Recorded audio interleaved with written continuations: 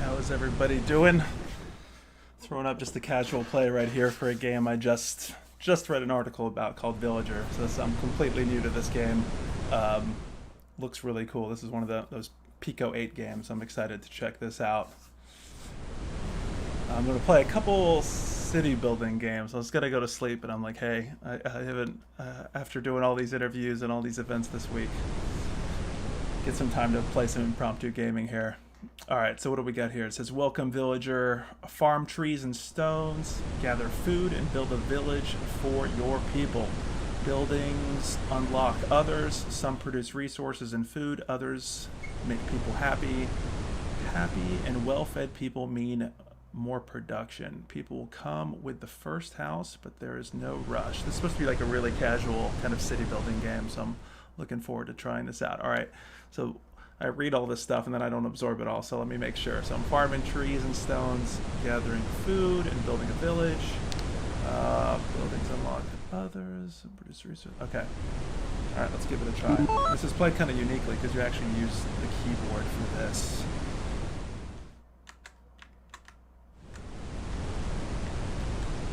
Okay. Build, work. Let's see.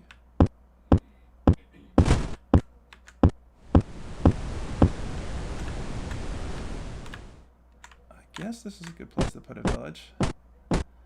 Let's see if there's some other spots. Probably having all this water and stone and wood is a good idea. I think we're at the bottom of the map though. Let me see what's up here. So this is supposed to be like a really chill, casual city builder, so I don't think there's any like really any big like obstacles. I think you can kind of just play at your own pace, which kind of attracted me. I felt like playing a type of game like this today would be good.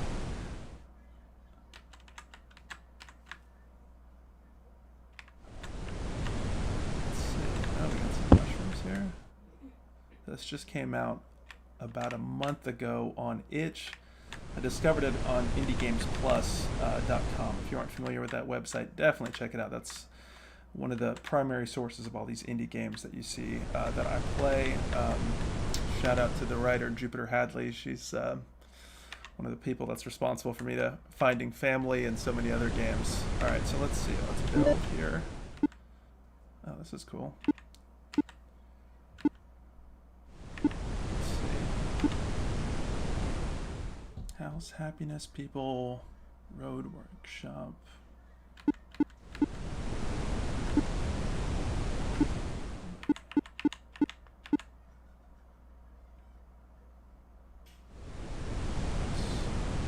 that's 40 wood, 20 stone, I think. I don't think I have that. Yeah, I think I gotta do some more work here.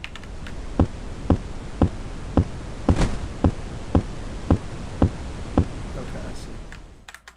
Yeah, so we got that little resource meter at the bottom left there telling us what we got. So we got wood, stone, and food. I think those mushrooms back there, let's check this out. I think those mushrooms are what provides us with food, at least as of now. Let's see. Can we eat these?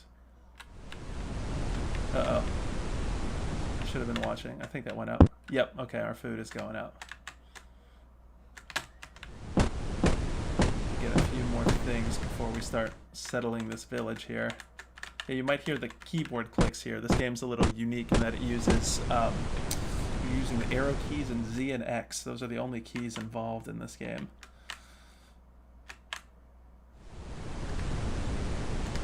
Alright, so let's try to build this town right here. So I guess it creates happiness. Oh, okay, these are all organized based on what they do. So we start off with a house, because that gives happiness to people. I'm sorry, let's do that. Let's do this.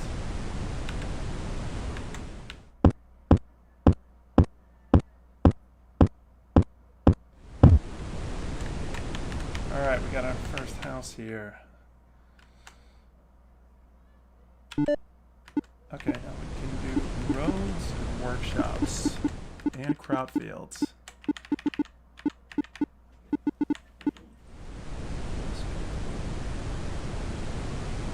So I'm assuming that bottom right-hand corner, that's our happiness meter, if I'm not mistaken.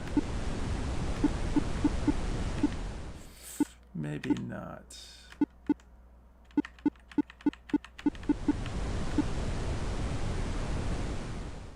Bridge, workshop, wood and stone. All right, I think we need some more wood and stone.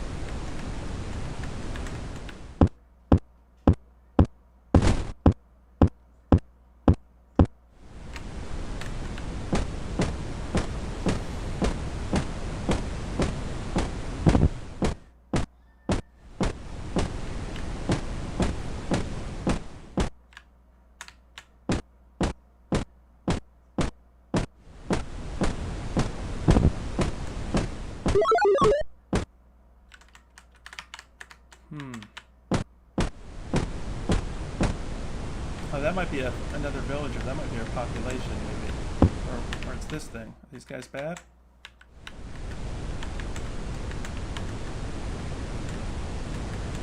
I have no idea. I think, yeah, I think those are the little people, the inhabitants we have.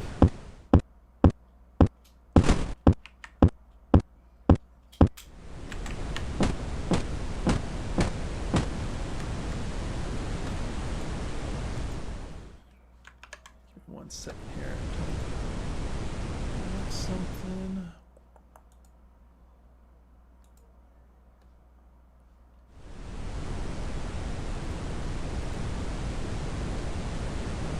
Okay.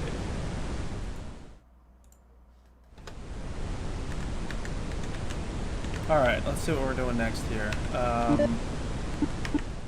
This workshop, we can finally afford this.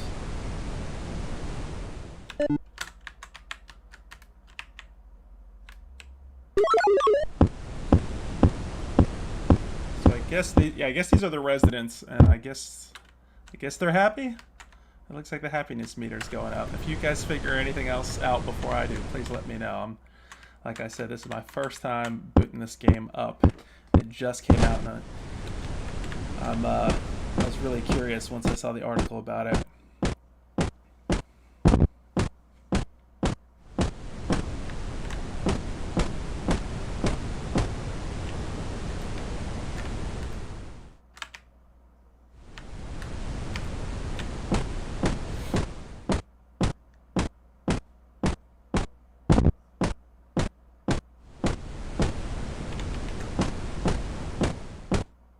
So I wonder if the happiness is going down because there's not enough housing here.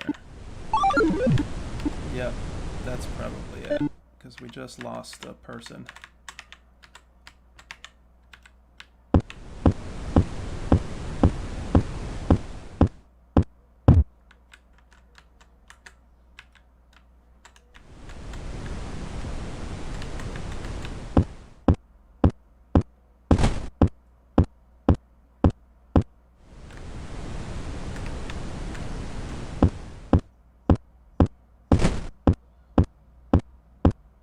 Oh, it's probably because of a lack of food, too.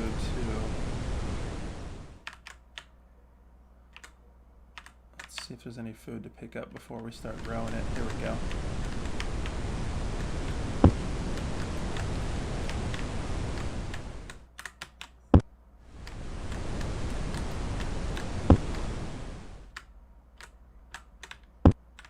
I'm liking these visuals. I like the games with this look right here. I'm trying to think of some other kind of like Pico 8 style games. I want to say Celeste incorporated some of that as well.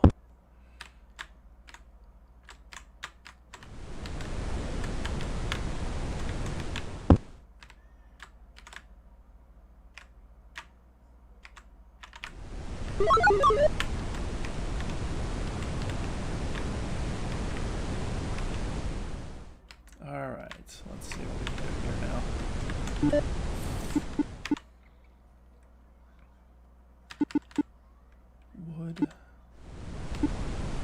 Crop field.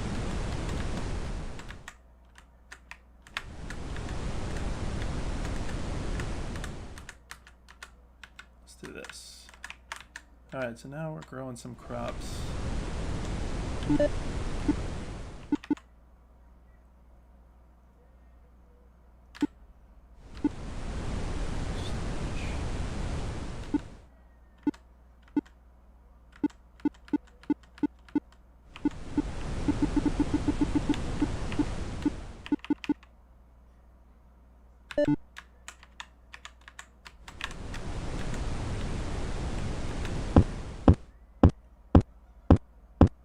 This game doesn't really give you too much of an indication how you want to build your city. I'm kind of leaving space in between it just to walk through, and I noticed there was the roads feature, so I'm not exactly sure how that works, but our population is growing here.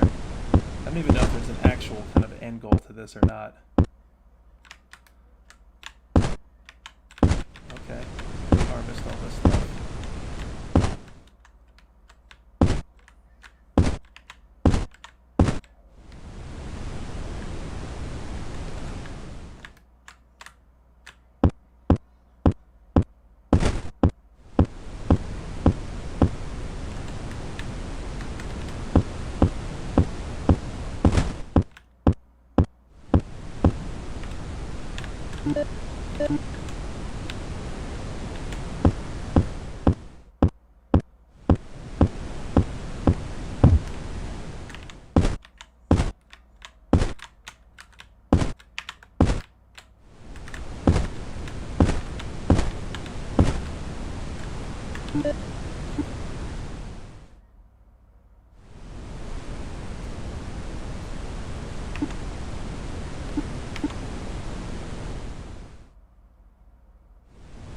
Okay, so that's like an arrow up. So it increases happiness, increases people, and it unlocks road workshop. Okay, I see what's going on here.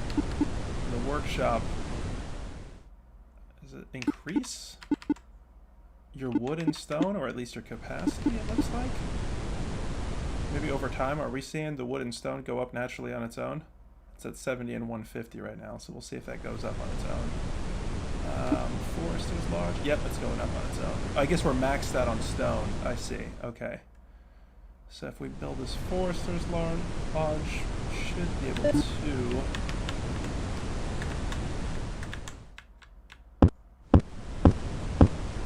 get some more wood, I'm thinking here. And I gotta build more homes. Oh no, they're all leaving. So much for low stress.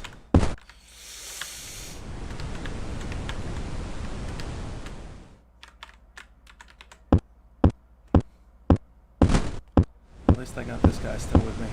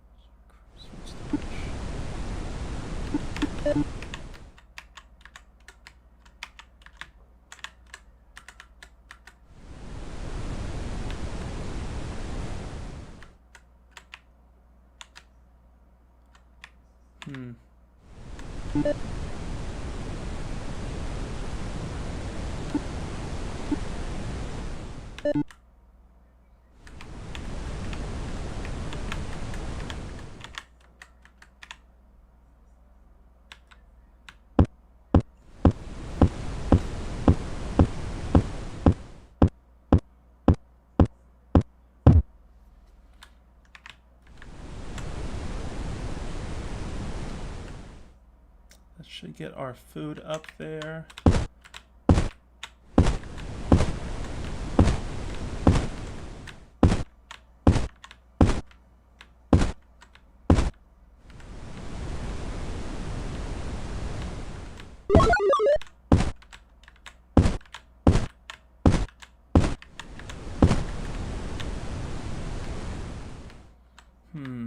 Okay. Alright. They're coming back. Alright, we're building this. This village is starting to come alive again. It's a little bit hard for me to tell these different buildings apart. I think all these things that have the slanted roof, you can tell that they produce something, but it's taken me a minute to kind of... I remember the workshop and the lodge. We got the quarry now.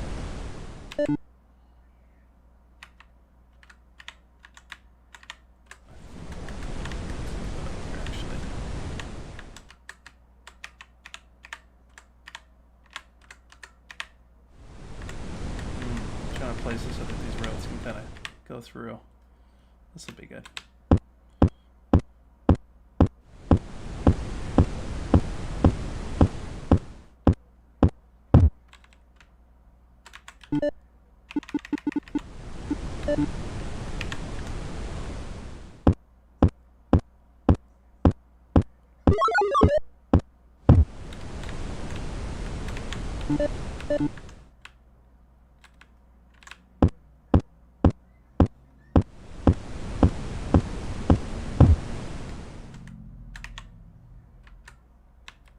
Alright, we got happiness up to 100 now. I'm doing something.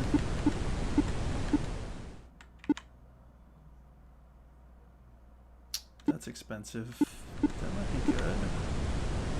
Let's see, mushroom. Well, okay, I think the road unlocks the well.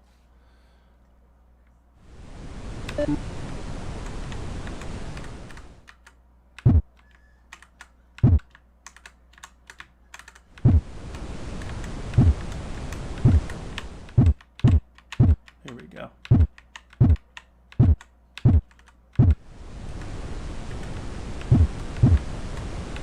Get it back if you place it? Oh, you don't. It's one of those things where it's like diminishing. Okay. So if you sell it back, you don't get the full amount.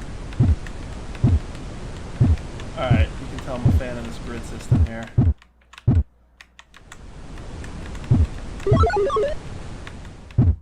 Oops. Sorry folks, 1 second. Let me... Headphones ran out of juice.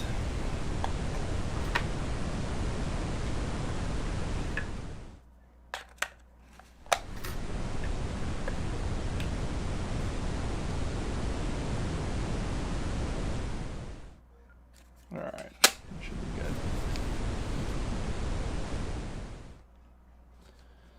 Alright, let's see.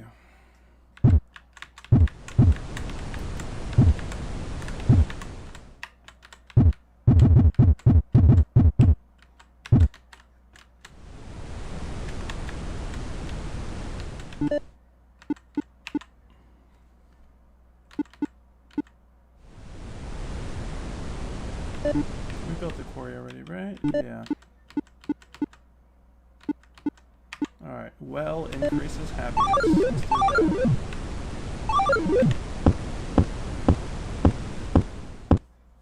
Man, okay. I totally mismanaged food here.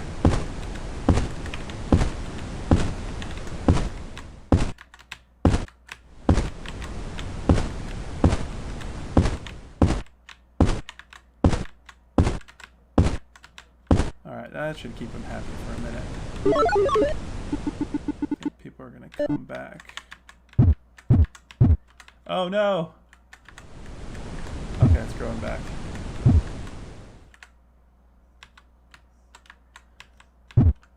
It's really easy. You can tell the controls are a little bit like it's hard to kind of pinpoint your exact movement in this game.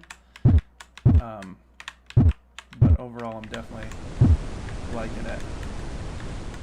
Oh, that's gonna bother me the whole game to know that I did that to the crop field there. Hey, hey, food stamps, I see you, man. It is not Animal Crossing. This is a game called Villager, which just recently came out on itch. It's a free game. I saw it covered in Indie Games Plus today. I think they ran a story on it. Just talking about how it's like a casual, relaxed city building game. So I'm just trying to figure it out. You can probably tell I'm tired from this week, so I wanted to play something that was super, like they call it like a chill, casual, relaxing city builder. I don't know how relaxing it is, just because the villagers keep leaving if you don't satisfy them. Oh, dude, did I just build a road again? No. Franco, you had me cracking up, man, on the custom controllers thing when you were doing like a countdown of like how many times I said that's crazy. I don't know if you could tell, but I was struggling to not laugh there. I'm gonna have to fix this, everybody. Yeah, I'm gonna have to fix that, even if it costs me money. It's gonna drive me nuts.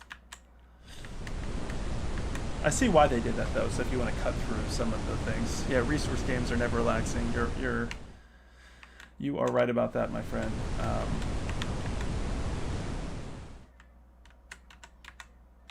There's probably no reason for me to build it like this grid system, but it just, the city builder in me has to do it. Alright, now we got 5 people and 6 population, or 6 houses, so we can start supporting folks.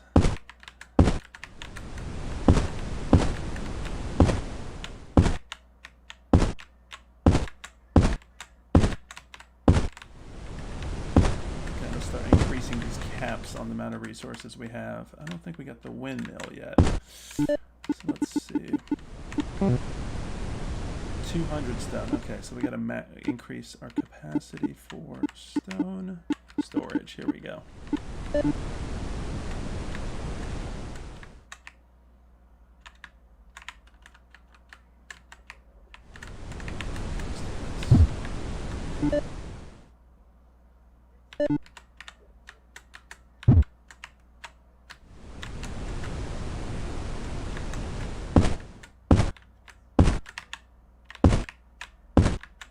Yeah, I'm going to try some other city building games. There were several in that itch racial justice bundle that I've been meaning to play, and I was going to save them for a future episode of Indie Game Club, but sometimes it's good to test these out ahead of time, just so I don't get our guests involved in a game that takes like 20 hours to beat or something.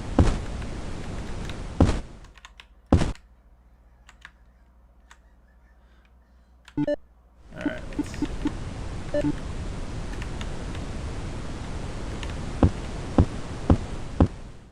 Food stamps, if you're still in the Twitch chat, I'd love to hear what you thought about that Tuesday conversation we had on custom controllers. Alright, random flowers, plants a tree, okay. Let's get some more housing in here. I'm hoping we can get something to kind of like auto collect this food.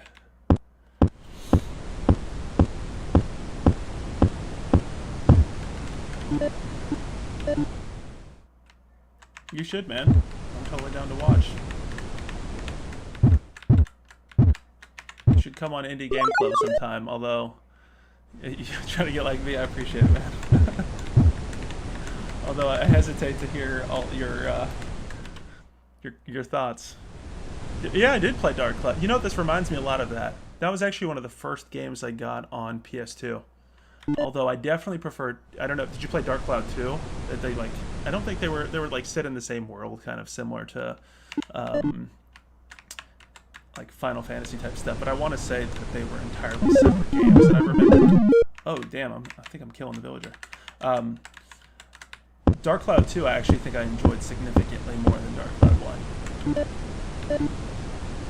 You only played the second one? Yeah, I think the first one was kind of, you know, it's hard. I actually don't remember the first one as much. I remember the cel-shaded look of the second one, and I think it was like procedurally generated dungeons, if I'm not mistaken. Gotcha.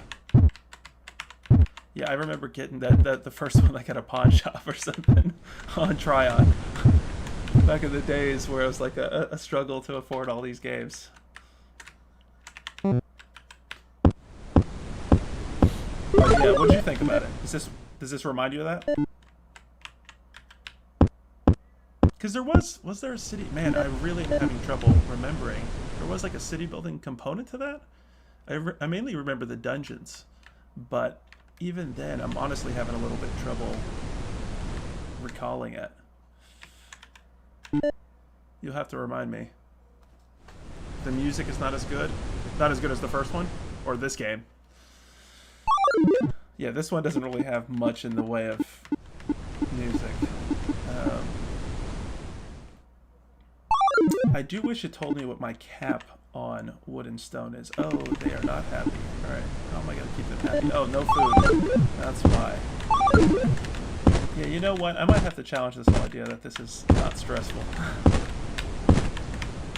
It's the classic resource management where you have to check every single meter just to make sure that you're keeping people satisfied. I wish I could have these villagers like employed to do stuff. They don't even look human now.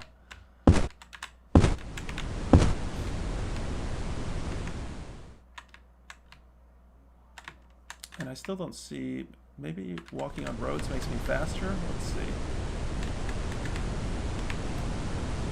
No, I don't know if it actually has any benefit. Yeah, you're right. Yeah, there was city building after you finished the dungeon. Different areas had different landscapes and topographies. Yeah. Yeah, I remember enjoying it. It's weird how I don't remember all the details. Wasn't there like you would actually like fight as a party in there? Hey man, I'll take it back even further. I don't know if this might be too old school for you, but do you remember ActRaiser for Super NES?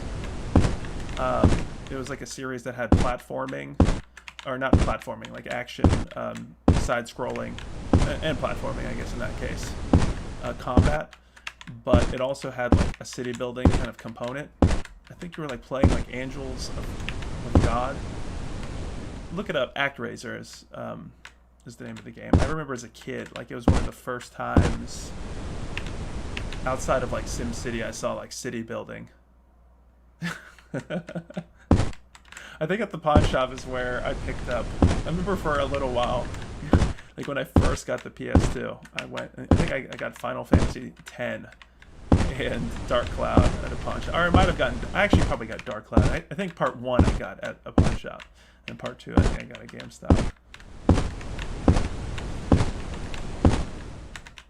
Alright, so I'm capped out on all of this. Looks like I need more wood storage.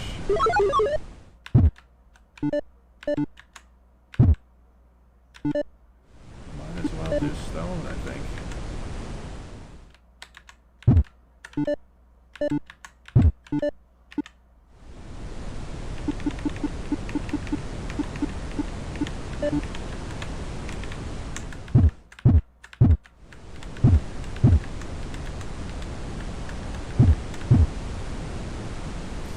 ActRaiser? No, it's spelled ActRaiser,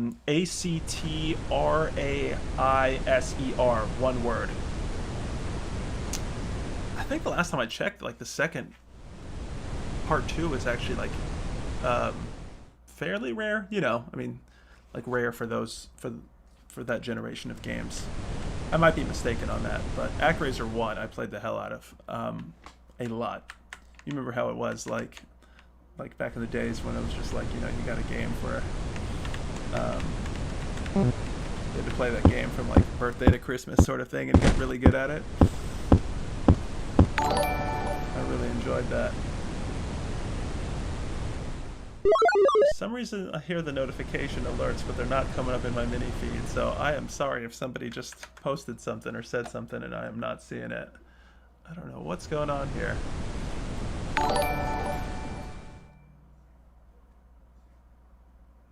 Let me see again just to make sure.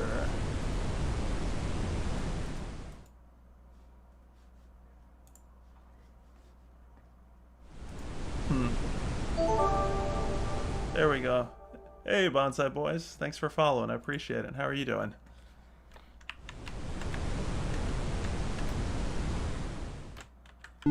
We're finally in a place where we got a thriving village. I gotta keep this food going here.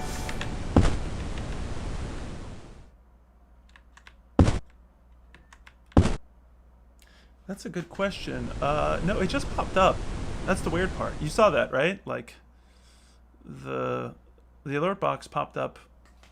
I'm hearing the alert box notification, but right there when Bonsai Boys jumped in and with the follow, it came up that. I don't know what the deal is.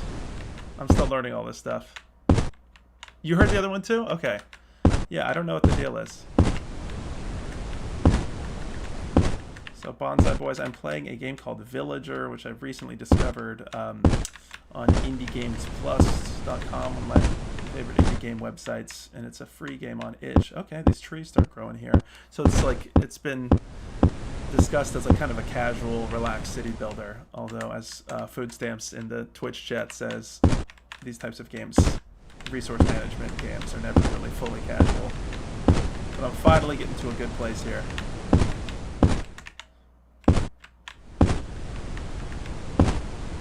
Hey man, appreciate it. Hey, this was actually Desiree, dude. She actually cut my hair. Probably need to shape it up again on the sides, but yeah, appreciate it. Oh, Bonsai Boy, hopefully that straightens out for you, man. Yeah, the tree sounding. Yeah, this is like one of those Pico 8 games, so it's kind of simplified. You can probably hear that I'm playing it on keyboard controls. Hopefully that's not too loud. Yeah, Franco, I haven't seen your hair lately, man. Have you been growing it out? I love looking back at the old Potions and Pixels pictures, man, because like I have you from like buzzed haircut to like super long hair, all of it. Oh yeah, you saw my high school pic, man. Okay, well the one thing about that picture is I remember like my face was like, I don't know how I had it, but yeah. It's still with me to this day. Yeah, 17 years this year, man. 17 years we've been together. Since 2003. And we've known each other since 2000. Which is crazy. Crazy to think about. Time is flying.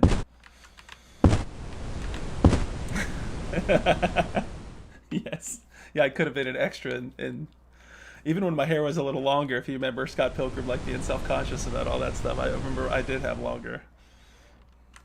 You gotta show me a picture of how you're rolling that hairdo right now. Alright, I'm about to increase these supplies here, or these stockpiles. Let's do some more wood. Double it up now.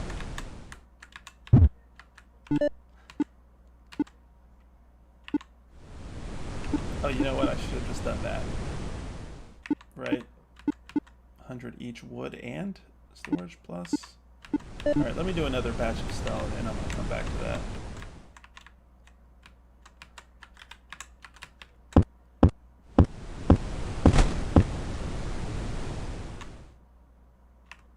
I'll do the stone up here. I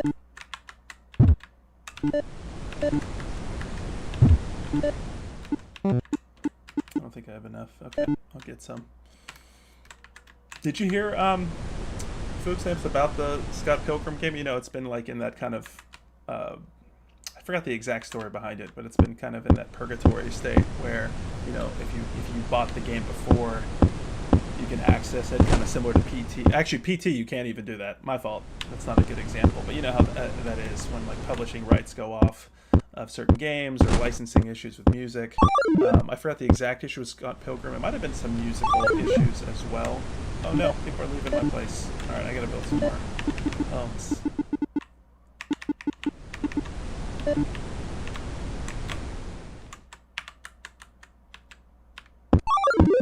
Yeah, the beat 'em up, exactly. I think it came out PS3 360 was, I remember on PS3 distinctly. Pretty sure 360 as well. I know my brother was a big fan of that game. I know Alonzo is too. I think he actually wanted to do like an arcade cabinet with that one. Oh no, food.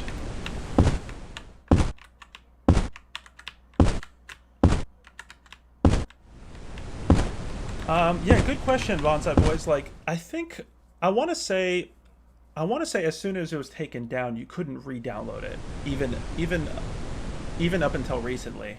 I unfortunately that brings up bad memories where I actually had my home broken into and my PS4 was stolen around that time. So up until this day, like PT is still sitting on like the queue, and of course that you can't like download it or anything. But I want to say I'm pretty positive that you couldn't even download it after Konami like pulled it. Which is a shame. I guess it's a little different case because it's a demo or playable trailer, right? Versus a a paid game. Yeah, Frankie, that's funny you mentioned that, man, because that's normally how I play these. Any game that I can play vegan, I do. I know you're gonna make fun of me for that, but I totally do. Except this game, I totally just put up this like fisherman's thing over here. I tried, I don't know if you heard of the game The Forest. It's like this kind of survival horror game. They disabled it? Okay. Yeah, good to know, Bonsai Boys. Yeah, I was curious about that. But there was this game called The Forest where we tried to play vegan anymore. Vegan, sorry, you say download it anymore. You just can't download it anymore. Yeah, so you can still play it. The one for the Scarlet? I don't think I know.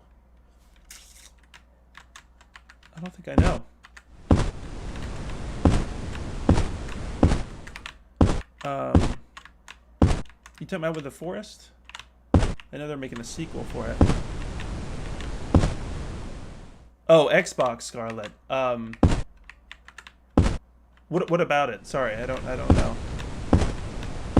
You talking about The Forest? Oh yeah, The Forest. Oh my gosh, of course. This shows how tired I am, man. All my multitude of all this game knowledge I banked in is not coming out today. Yes, they played. You are correct. They played the sequel trailer for that. Yeah, the first one turned out really. I don't know why I'm getting more food. I'm maxed out. Yeah, exactly. I thought the first one was a really cool, like, open world crafting, survival game that did an interesting job, because many of those games don't really necessarily handle narrative that well. And what was cool about that game is you could actually go underneath the forest into the caves, and that would be the part of the game where it was semi kind of linear because you're looking for your child. That's not a spoiler. The game starts with you crash landing on this island, and there are these kind of mutant cannibals. That I remember, I'm pretty sure, yeah, now that I think about it, because I did beat that, they were explained in the story, so I don't want to give any spoilers for that, because it was actually a really cool story. It got a full release. Yeah, that's, alright, yeah, now I gotta look this up real quick, because it did end up getting a full release. I remember getting it, and I think I beat it while I was still in early access. But let me look it up. So The Forest on Steam. Yeah, the official release date was April 30th, 2018. And hey, shout out to The Forest. The recent reviews are overwhelmingly positive, and all reviews are very positive. Wow. All reviews, get this, I wouldn't have imagined it would be this many reviews. 169,220 reviews. That's crazy. It says, as the lone survivor of a passenger jet crash, you find yourself in a mysterious forest, battling to stay alive against a society of cannibalistic mutants. Build, explore, survive in this terrifying first-person survival horror simulator. That's from End Night Games. And what else was I going to say about that? Yeah, open world survival crafting game.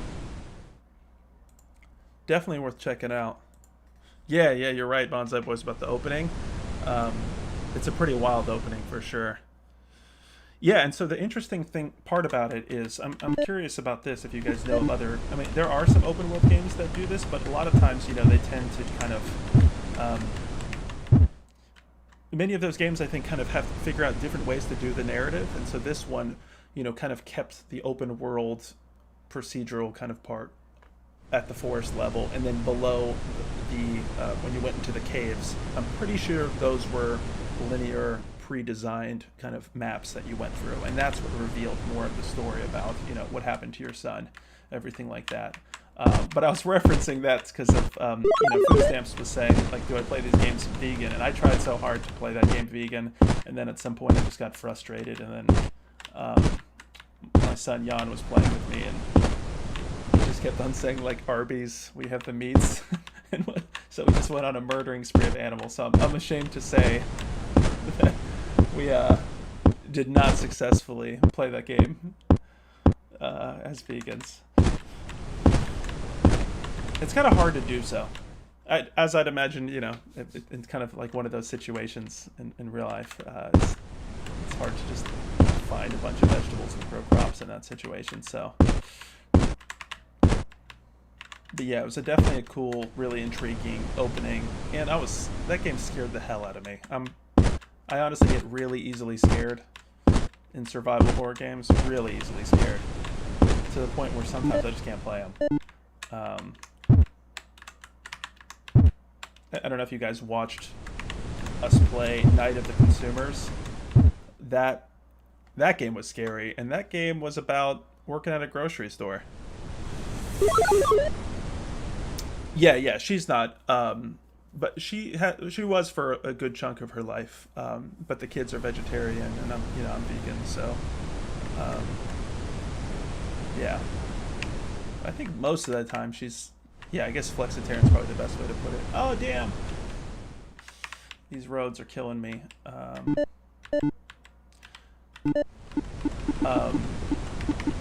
Yeah, most of the time just because of the family, and she's kind of like the expert cook in the family. So we do end up eating. She ends up eating vegan most of the time. Alright, I'm wondering what else we can get. Because we need this tavern and chapel. Let's see how we can get this. Because these flowers and other stuff don't really help us. Is there something we haven't got yet? Windmill. Okay, windmill. Oh, we still haven't got that. I didn't realize we didn't have that.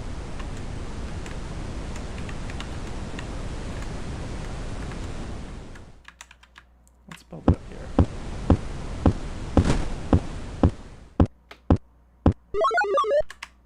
Yeah, it's been, you said 3 years. I think it's been, I should know this, hold on. It's been 16, oh yeah, it was right around, actually it's almost 17 years. It was right before Desiree and I actually started dating in high school. So yeah, I went vegetarian, and then I think I was vegetarian for 1 year, and then I went vegan. So yeah, I think 2003. So yeah, it has been a long, long time. For sure. It's getting easier these days, man. Like, honestly, kids these days have it much easier being vegan. Like, I still remember once going, like, with some friends to, like, a Cece's Pizza, the one over in University area. And I remember going in there, like, around that time, 2003, 4. And I remember asking them if they had anything vegan. And, like, the manager there, like, looked me right in the eye, and he's like, "What the hell is a vegan?" And he thought... And then he, like, apologized profusely. He, like, had no idea what a vegan was. He thought I was, like, playing some, like, teenage prank on him by making something up. Oh, damn, no food. Okay. And then now you can get near damn everything. But, Franco, that's the next indie game. After you complete your, the indie game you're working on now, you can do vegan simulator. I'm looking forward to playing your game, man, on a future episode of Indie Game Club. The funny thing? That's funny you say that. Actually, a lot of the stuff at Cece's is, I think, almost everything there, outside of the obvious, like cheese and meat. But, like, brownies and crust and everything is vegan, shockingly. But it's not, like, for the good reasons. It's mainly, like, to cut costs and, like... it's like the same reason like Oreos are vegan. You know what I mean? Like kind of like cheap produced type of stuff that you can automate. There's got to be a way. Is the windmill giving me food? I don't. I think so. I think food is the only thing that I can't automate thus far. I probably missed something, I'm sure, but I want to say that's the. Oh, Fisher's Lodge. Okay, so here you go. Yeah, dude, I am so like, man, this. Yeah, Oreos are vegan.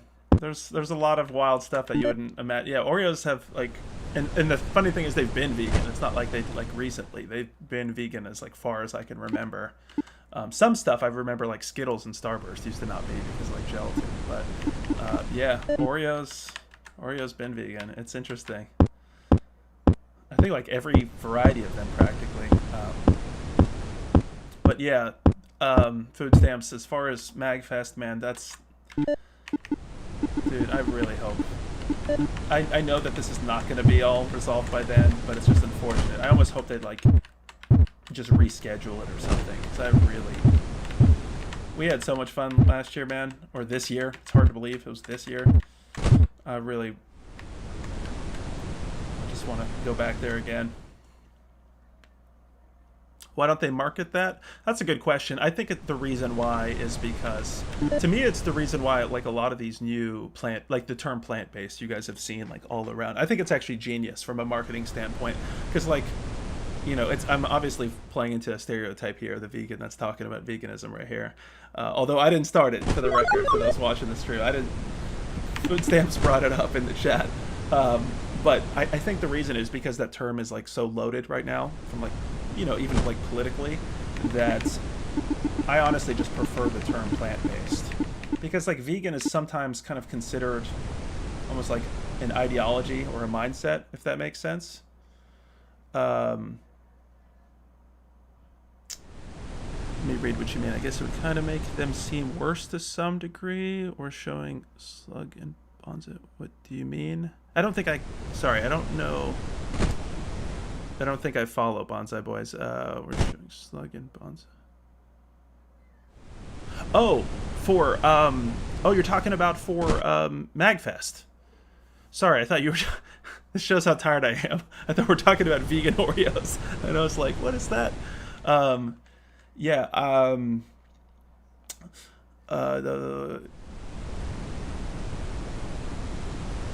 Yeah, you would be like, I want to know why I'm vegan.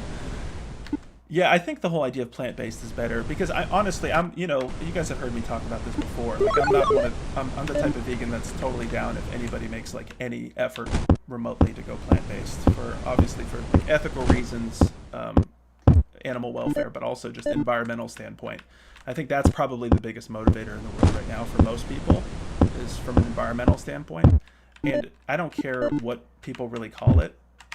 And I honestly despise when people like judge folks who are like, flexitarian or vegetarian or whatever, or vegan most of the time. Like, that's fine. Like, we don't have to be like, there doesn't have to be like some litmus test, kind of like Franco, what you were talking about earlier with, there was that scene in Scott Pilgrim where it was like the vegan police coming in to like enforce stuff. Yeah, I'm all about like any little change people can do. So the whole idea of using plant-based to say, you don't have to go, like, you don't have to be completely vegan. I mean, I think that's the ideal, honestly, long term. I'm hoping most people do, but it's not like,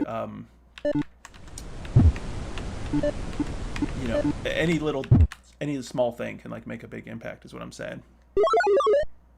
No, it's all good. No, it's totally cool. Yeah, so what are you guys thinking as far as, like, yeah, I doubt they've said anything about MagFest yet, right? I mean, but judging by the way things are going, I can't imagine, just from a liability standpoint and just with no kind of, a vaccine is still going to be quite a bit of ways away, so, yeah, that sucks. What? I appreciate that so much. Thank you so much. You guys are making my day. You guys are making my day. Thanks for that subscription, Bonsai Boys. That means a lot. It's wild starting all this streaming these last couple of weeks to see the love everybody's given. So I really appreciate that.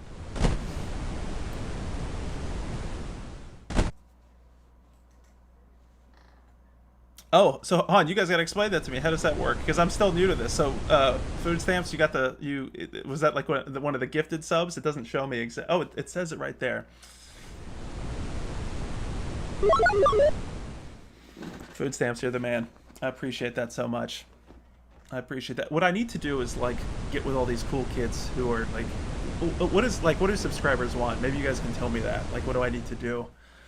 Because I feel like I've always been like an old man trapped in a young person's body, although increasingly maybe not as young.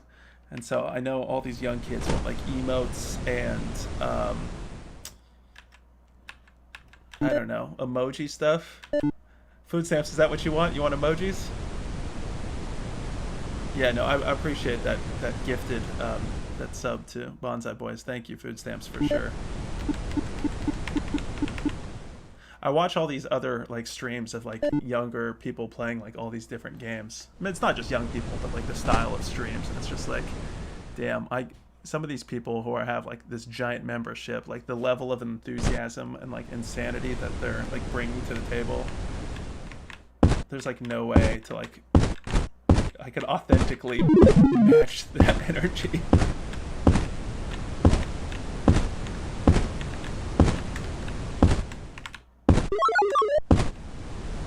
Yeah, exactly. I need to be like I like thinking about the shows like my daughter watches. My daughter's recently turned 6, and like these people ingeniously know how to like manipulate kids.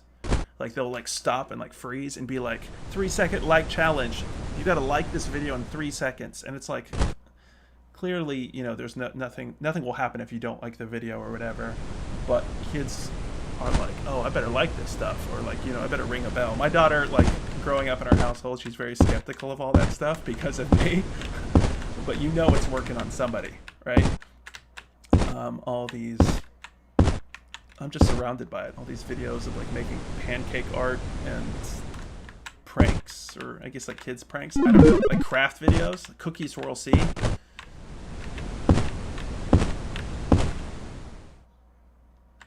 All I want is like, yeah, Ty Lopezing those kids. Exactly. Yes. You know what's great? Or what does Ty Lopez say? Like, money is all good, but let me show you all these books. Dude, I should be like the Ty Lopez for indie games. That's what I'm gonna do. I'm gonna be like, Call of Duty's great. All this, Fortnite is cool. But you know what's really good? The obscure ass indie games available on itch. That's gonna be, I think you guys gave me my theme.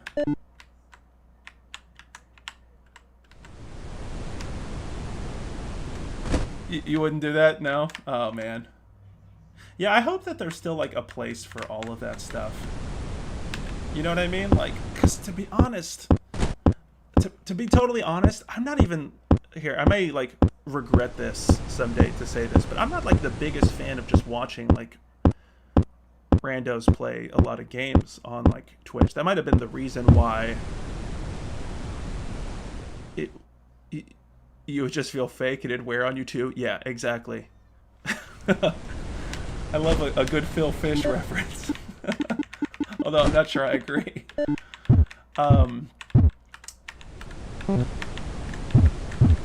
Yeah, I just hope that there's always going to still be a place for stuff like this. Yeah, exactly. And that's the thing. I don't want to like give people...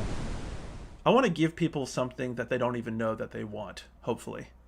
Right? Like these types of conversations where, like the Indie Game Club stuff. Hopefully you guys have been watching like the Indie Game Club stuff or the Tuesday discussions that we've been having. I know Food Stamps was watching those.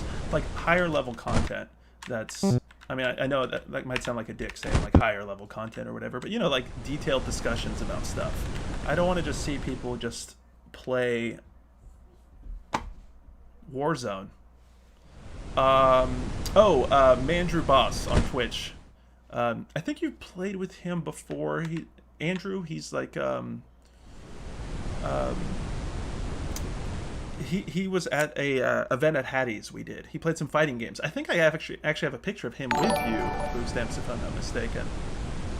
See, now there goes that alert box again, and I don't know what happened there. Oh, Indie Game the movie. Yeah. Hey, you want to know a cool story? I actually went to the premiere of that in Asheville. They premiered it in like just a few cities. I actually still have the T-shirt over here. So I actually chilled out with the directors. It's a couple, I believe from Canada, and I got to hang out with them. I took my brother for his birthday. We drove up to Asheville and went to go see Indie Game the movie. I love it. And I met Nick Robinson there, who went on to do stuff for Polygon and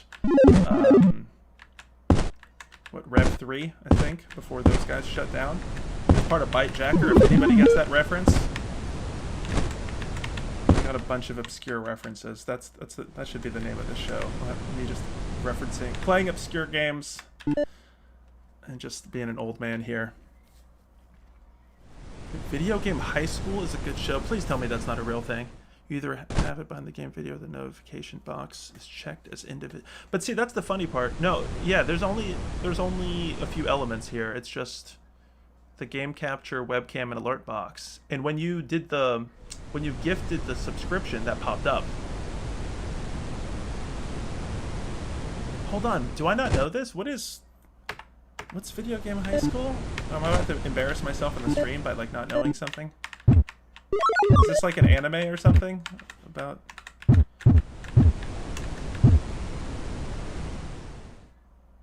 Okay, you're gonna have to tell me. Hopefully it's... Yeah, hopefully I'm not making a fool of myself on the stream by forgetting something here. Does anybody remember what this building was? I'm assuming that's the tavern. That looks like a tavern and not a chapel. You probably like it? Okay, here. I gotta look this up to see if I know it.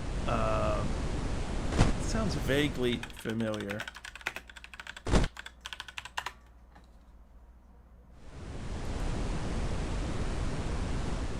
I think I've seen an advertisement or something on YouTube. Is this on YouTube? Oh, this is taking it back, man, to 2012. Yeah. Is it actually good? Like being legit? Because I'm not gonna lie, just the glancing at like what looked like the production values didn't excite me too much. But hey, you know me, I'm down to try. Oh, let me get food quick before everybody abandons the village. Good because it's aware. What do you mean by that? Like aware of like gaming culture or just like high school life? Hey Mercenary, how are you? This is called Villager. This is a game that just came out about a month ago, but I think, as many of these kind of itch games do, just recently got some headlines. So I discovered it. It was, I want to say it was today on Indie Games Plus. Excellent website, and it's free on itch. And I wanted to play it just because, if you can't tell already just by my voice and how I look, I'm tired as hell. This has been a busy week. But I figured I'd play this because it's supposed to be a casual city building game. Although it's still a little bit stressful keeping track of things. I'm going to have to build a lot more of these fishing places, guys.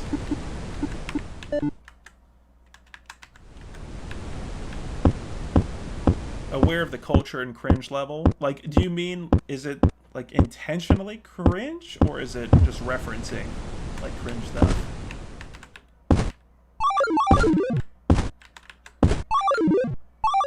We're losing villagers left and right, folks. Yeah, I need to get more food. I'll have to check that out. Both? Okay, I'll check it out. I mean, there's been very few, like, you know, recently we've seen stuff. I don't know if you guys saw that new Netflix documentary about video game history that's come out. I've intentionally held off on watching it just so I can watch it with my son, and so I can, like, teach him, you know, because I'm a huge fan of game history. Like, I love those, you know, like the books, Console Wars, or, what was the one about Doom? Oh, what was the... Do you guys remember that? The id Software... The book, like, documenting id Software? Masters of Doom. Masters of Doom, that analyzed the Romero-Carmack relationship. I absolutely love game history.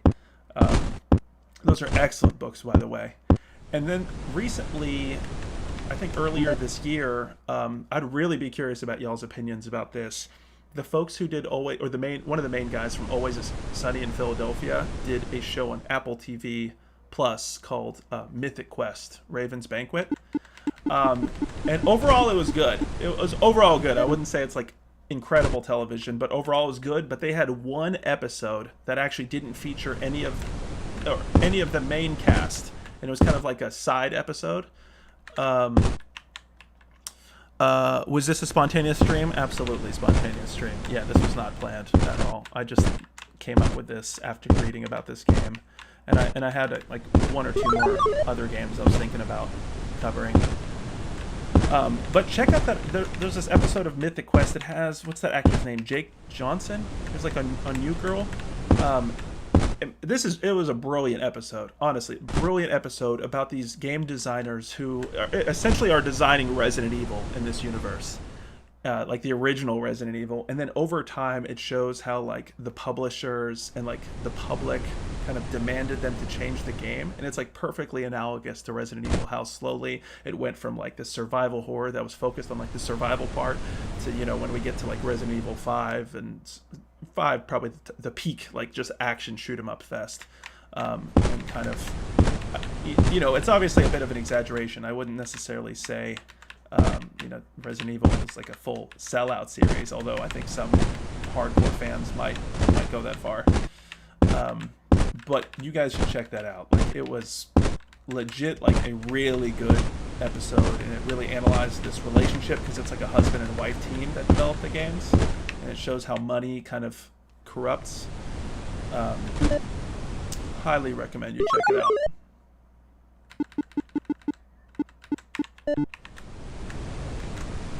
Alright, I think we're going to do some more of these Fisher Lodges. How far can we do them? Do they have to touch directly against water? Almost directly. Okay.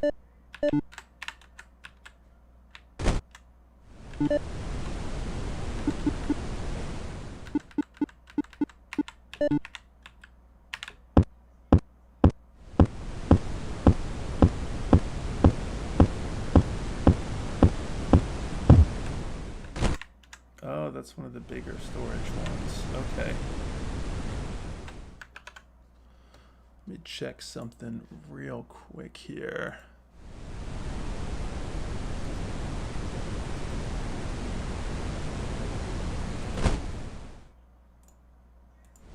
Okay.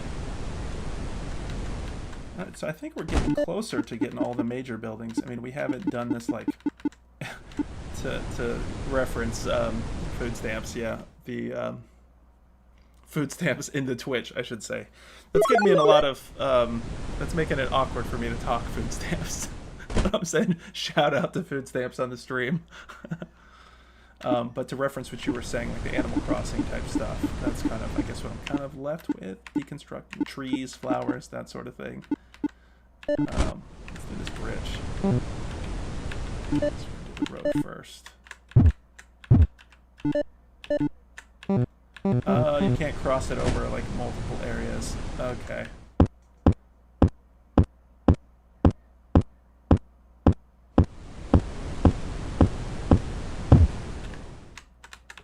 Alright, this should hopefully solve our food crisis. I think we've capped out with the houses we have. I want to say I built 12 houses.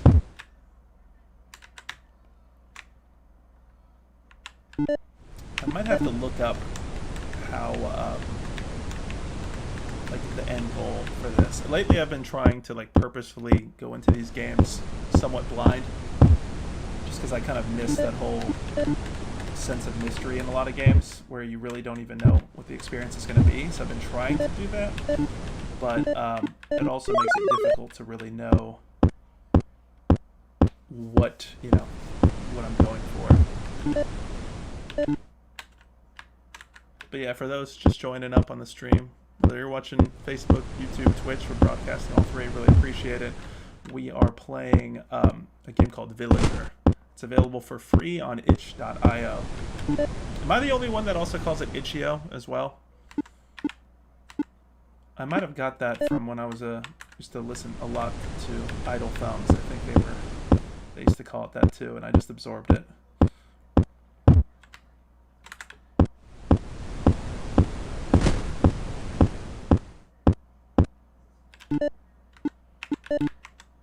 Alright.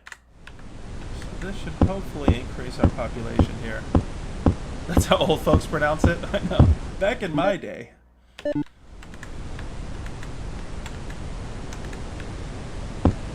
Yeah, it was funny. That makes me think. I interviewed earlier today. I don't know if you guys caught it, the creator of a game called Family. We discussed it last night on the Indie Game Club discussion episode. And a big part of the game is like identifying these band members kind of this forgotten era of this like fictional forgotten era of music in London, this London pop scene. And I remember telling my son about it, and I was like, yeah, you have to use all these historical records to like figure out who the band members are. And he's like, what do you mean? Just use the internet. And I was like, no, my friend. Let me tell you, there was a time before the internet. Which I'm actually grateful that we're kind of the last, I guess, generation to have seen the era before the internet. These young whippersnappers don't know. These digital natives don't know what life was like before.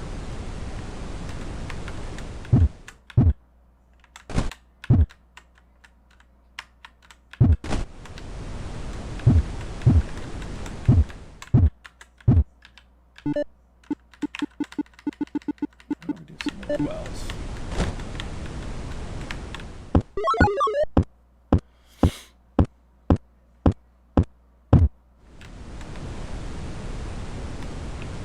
All right, things are looking good here.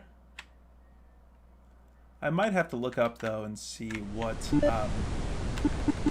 what the end state is, because I'm contemplating kind of switching to another game. And some of these kind of itch games like this, especially ones that are available to like play directly in the browser, the ASCII art. In GameFAQs, is that? Yeah, are you talking? Oh, dude, absolutely. Swearing is bad. Did the Cloudbot or Nightbot like stop you from saying something? I don't think I saw that. I'm getting the chat through the multi-stream. Let me see if Twitch had that on there.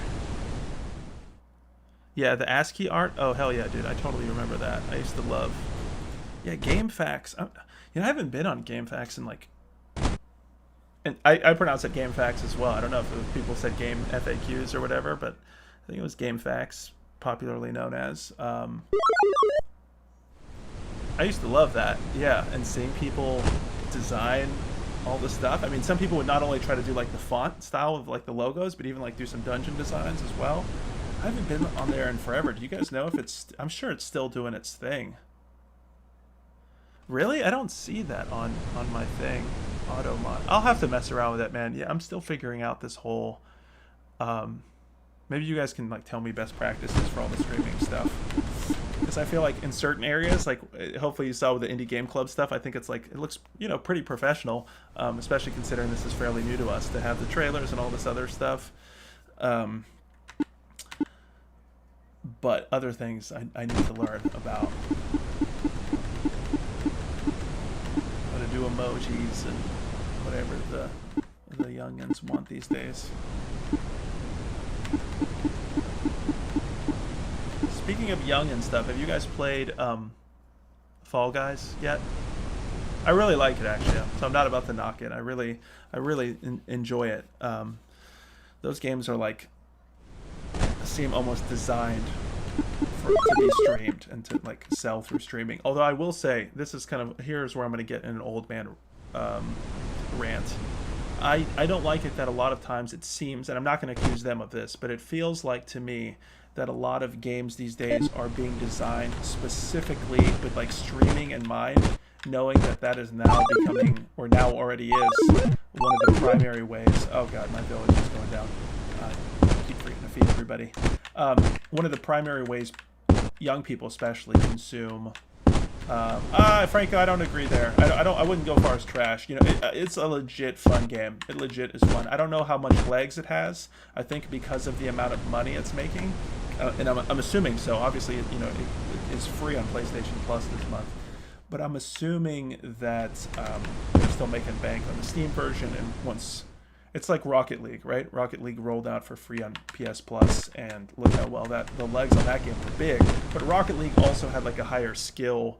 I wouldn't even say cap, right? Like there's like almost no cap. People are still getting better and better in Rocket League. You know, hence the reason why it's such a dominant esports game.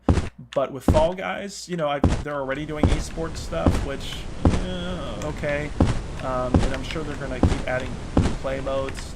That's cool by me.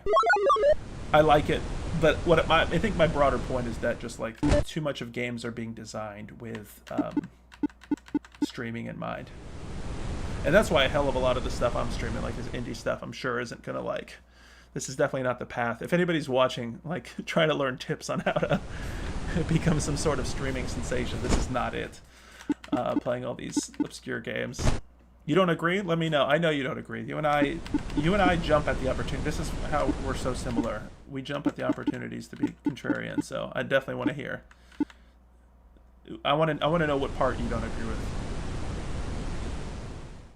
A lower ceiling? Maybe it's just we're using different definitions of ceilings. I'm kind of like, maybe I'm referring it more to cap than ceiling. Well, I don't know if that makes it a difference. Like, I feel like Fall Guys is easier to get into, and there's not as much depth to it as like a Rocket League, where Rocket League is fairly easy to get into, but like you can easily see, like, separate the good and the bad players. And the nature of the Fall Guys like playing style in terms of having some team-based stuff where you're dependent on, you know, a mass group of people, that also could contribute towards to some of that. Yeah, I see what you mean there. So just to read it out loud in case people, you know, for those who are on Facebook and YouTube, Food Stamp says, indie games have always leaned towards getting to the meat and potatoes of the game for the most part. I don't know if you can fully say that, to be honest. I mean, there's a lot of artsy indie games that, I don't know, I'd be really curious. Yeah, lower floor, lower ceiling. I would agree. I think that's a good way of putting it. Yeah, I can see that. Indie games can be big. Oh yeah, for sure. Yeah, don't get me wrong. I mean, like Untitled Goose Game. You know, I mean, Untitled Goose Game won. You know, what's the Game Awards? Not the Game Awards, obviously, not the Jeff Keighley stuff, but the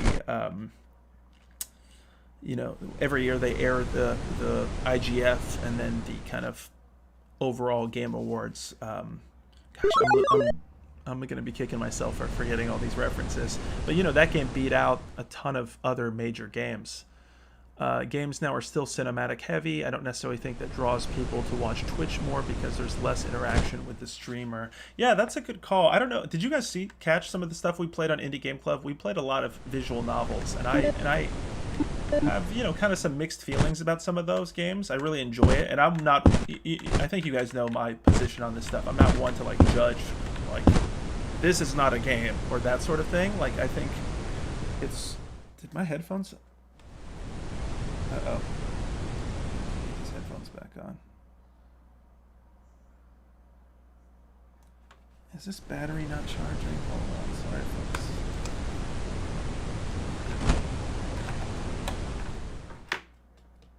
I'm hoping I charge this. This is the one thing about wireless headphones.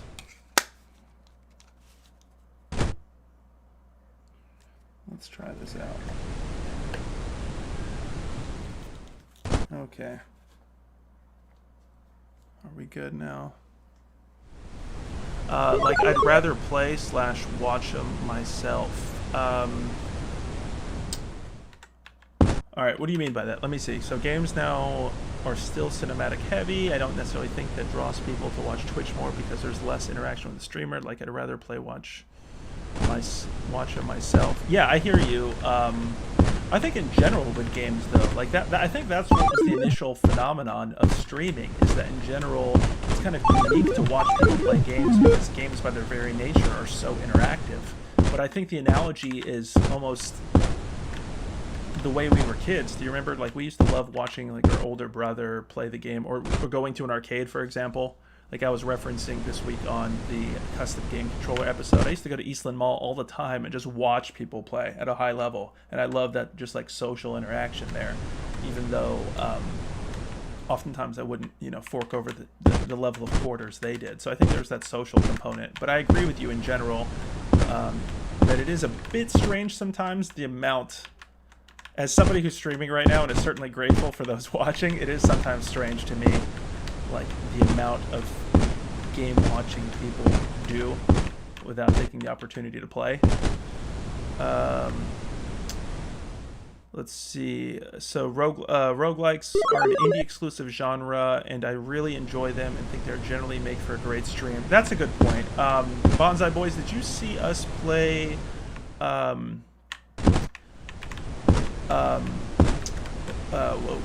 what's it called? Neon Abyss. It's a fairly recent roguelike. We kind of like broke down the difference between roguelikes, roguelites, that sort of thing. I think you'd like that game. I really enjoyed it. Cuphead, I think, yeah, that's a good example too. But here's the thing. I'm not saying... let me rephrase this, because I might have said it incorrectly. I'm not saying indie games are not good for streaming.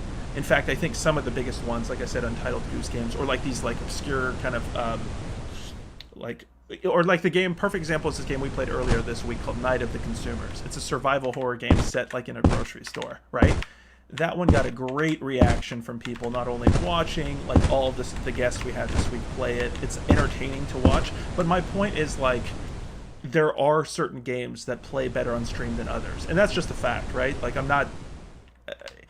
I guess what I'm lamenting is the fact that because so many people consume games in terms of learning about new games, learning about content, by the sensational stuff. Again, I'm not dissing it. I'm not saying because it's sensational, it's less quality. I'm saying that it's harder for maybe the quieter, more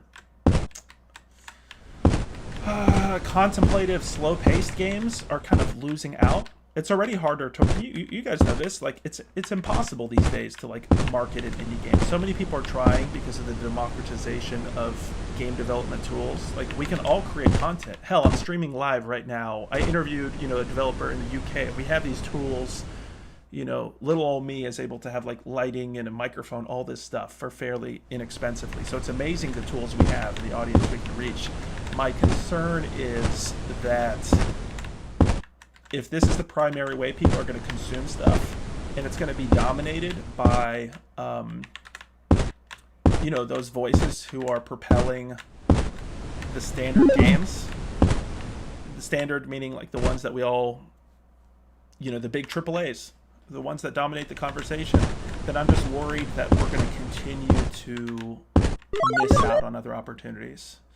What I'm saying this in my rant here is that we're still stuck in this whole thing where in the gaming community we're praising certain types of games without like exploring further. Like, I'm always shocked. One of the major reasons I started Indie Game Club and like wanting to cover more indie stuff is this is pretty much all I play. Again, I'm not dissing anybody's taste here. If somebody wants to play the newest Assassin's Creed or Call of Duty, they're actually quality games. That's fine. There's a limited amount of time on this earth for me, and I honestly have those games don't excite me, if I'm being completely honest. I feel like I've only kept up with those games strictly to keep up with the general conversation, right? Like, I have to be in the know. So like any game that somebody talks about, I can at least say, I've played that for a couple hours, and I've lived my life entirely like that. And I've spent so much time playing games I actually don't fully enjoy. And so let's just actually get to games that we really like. All right, Bonsai Boy says, I think sometimes I question why that's the media form they would choose to take. Oh, those types of games? Is that what you mean? Let's see what you say. Games are an interactive art form, and sometimes I question how much interactivity they really have and wonder if they would be done better elsewhere. Absolutely.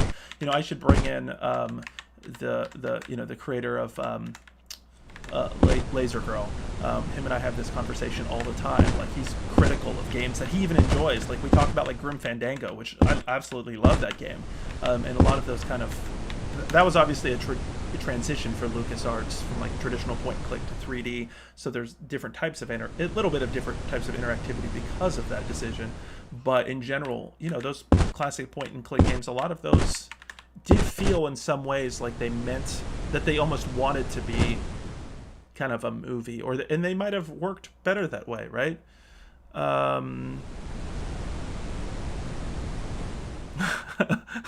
Footsteps says, have you seen that movie? Michael, yeah, I've seen 10 minutes of it. I thought it was great.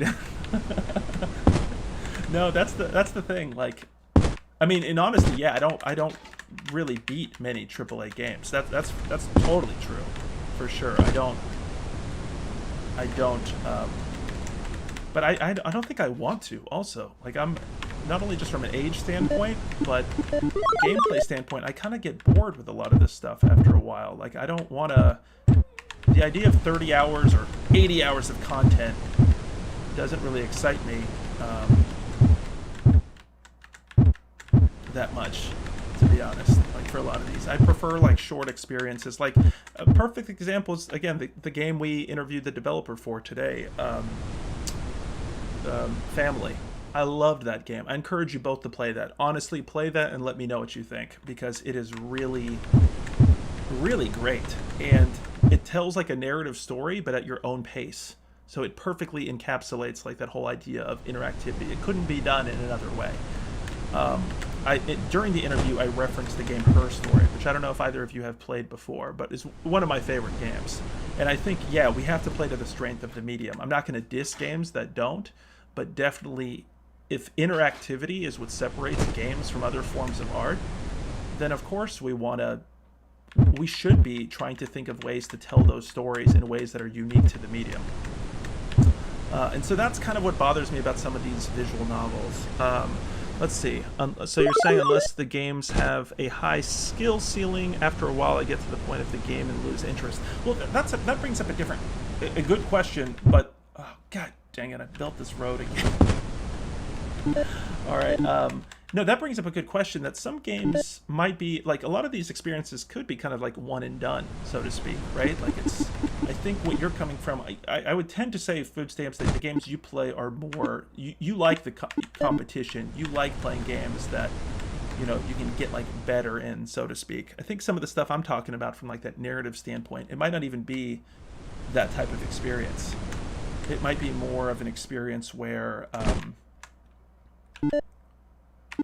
it might not be a question fully of skill, or if it is of skill, it could be something that's like solvable, like a puzzle, where it's not like increased playtime necessarily gets you better. I'm not sure.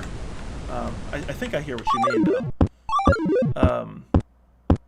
I keep forgetting food. Oh no, do you guys see this? All of the villagers are leaving. I might switch to the next game in a minute here, because I don't know if there's like an end point to this. And I think we maxed out on our buildings. But this is a good game to carry a conversation with, because that's actually what my end goal was for stuff like this, is to be able to do more streams where I can just talk gaming news and debate things, that sort of thing. I don't know, give me some good examples of that. Like, what have you guys been playing lately? So you're saying, I think games like Assassin's Creed and Ghost of Tsushima are built around knowing there's little replay value, so they add a lot of fluff the first playthrough. Yeah, I mean, that's a great point. There's a lot of fluff, and there's a lot of fluff because those are, you know, multi-million-dollar franchises, and I think that's one of the decision-making parts of those games. And that's also one of the reasons I think it's always hilarious when, like, all these fanboys, you know, I've been talking lately with folks who are, when we had the women in gaming thing, we discussed the whole idea of, like, what is a hardcore gamer, or what is a real gamer? And it always gets me that the people who usually say that, like the hardcore gamers, are like the ones who are like Assassin's Creed and Call of Duty. Like, those are, you know, NBA 2K or whatever it may be. Those are the hardcore games. And I feel like, really? Like, that's the hardcore stuff? Like, I'm not going to diss anybody's taste, but I feel like this stuff is more hardcore in terms of maybe not this game specifically, but just in general, like these indie games that are actually pushing the envelope, games that are actually doing something new. Don't we want to play those games? I mean, perfect example, Spelunky, one of my absolute favorite games of all time, and even though it gets a ton of publicity, rightfully so, you know, oftentimes Dark Souls and things like that are credited for like this recent wave of hyper difficult or more difficult games, or the return of difficult games after we saw that like era of hand holding in the probably like GameCube, Xbox, PS2, like in that era, and then the next generation especially, an era where they held the hell out of your hands, and then there was a backlash against it. But Spelunky, like, I feel like pushed the envelope with procedural generation, like emergent gameplay in a way that few games do on the AAA standpoint, and it's often referenced as like your favorite game developer's favorite game, you know, like your Merce the rapper, like your favorite rapper's favorite rapper, that sort of thing. It's like, you know, the people that you respect, what do they respect? And that's Spelunky. Yeah, other people watching this stream who are not listening to the conversation are probably so pissed right now that I keep like picking up food when my food meter is completely maxed, and I'm just sitting here not even aware of that. All right, Chapel. Oh, this was the only one we didn't have, I guess. Right? All right, maybe this is the end of the game. Dark Souls did a lot, totally. You're not going to hear me diss.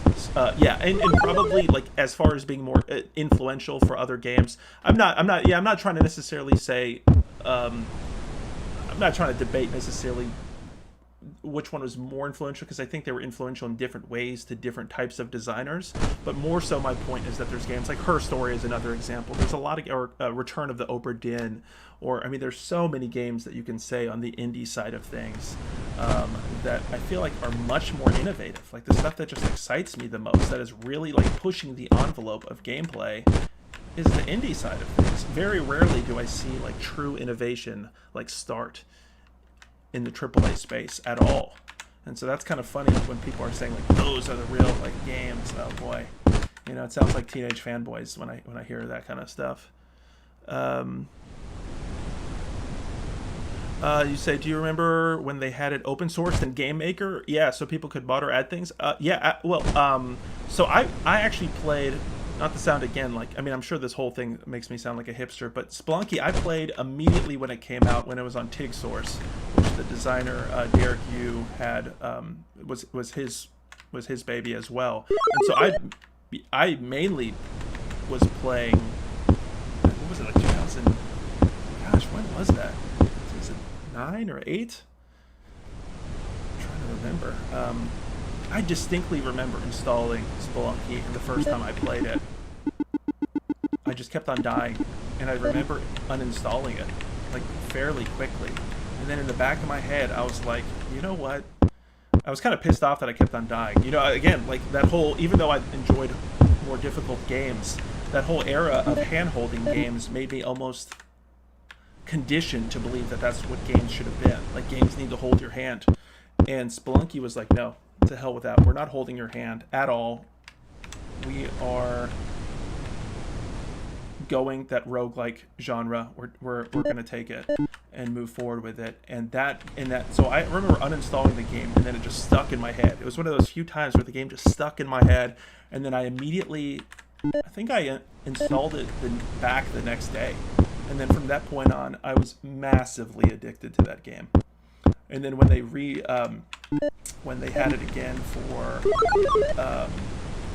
Xbox 360, I didn't actually get it for 360 because, you know, being a PC kind of semi-purist, I wanted to wait for the PC version, which also, side note, has me a little frustrated because I want to say September 15th, Spelunky 2 comes out, but that's for the PS4, and you got to wait several weeks for the Steam version, which, oh man, I was honestly so excited for September, I think September 15th, or maybe it was 14th, but I was super excited to be able to get a chance to play it, and even to wait a couple weeks is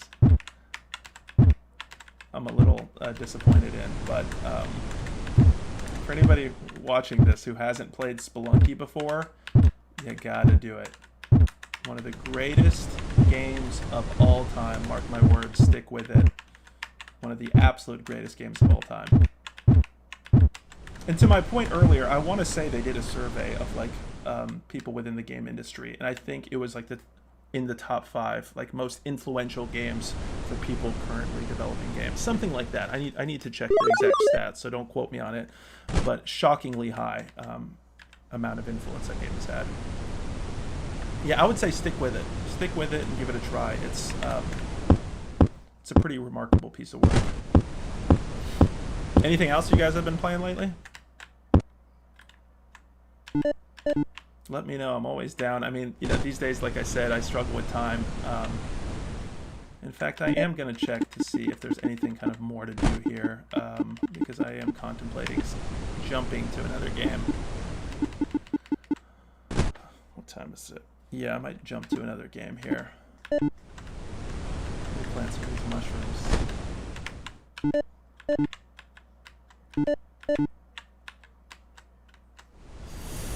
Final Fantasy 12, yeah.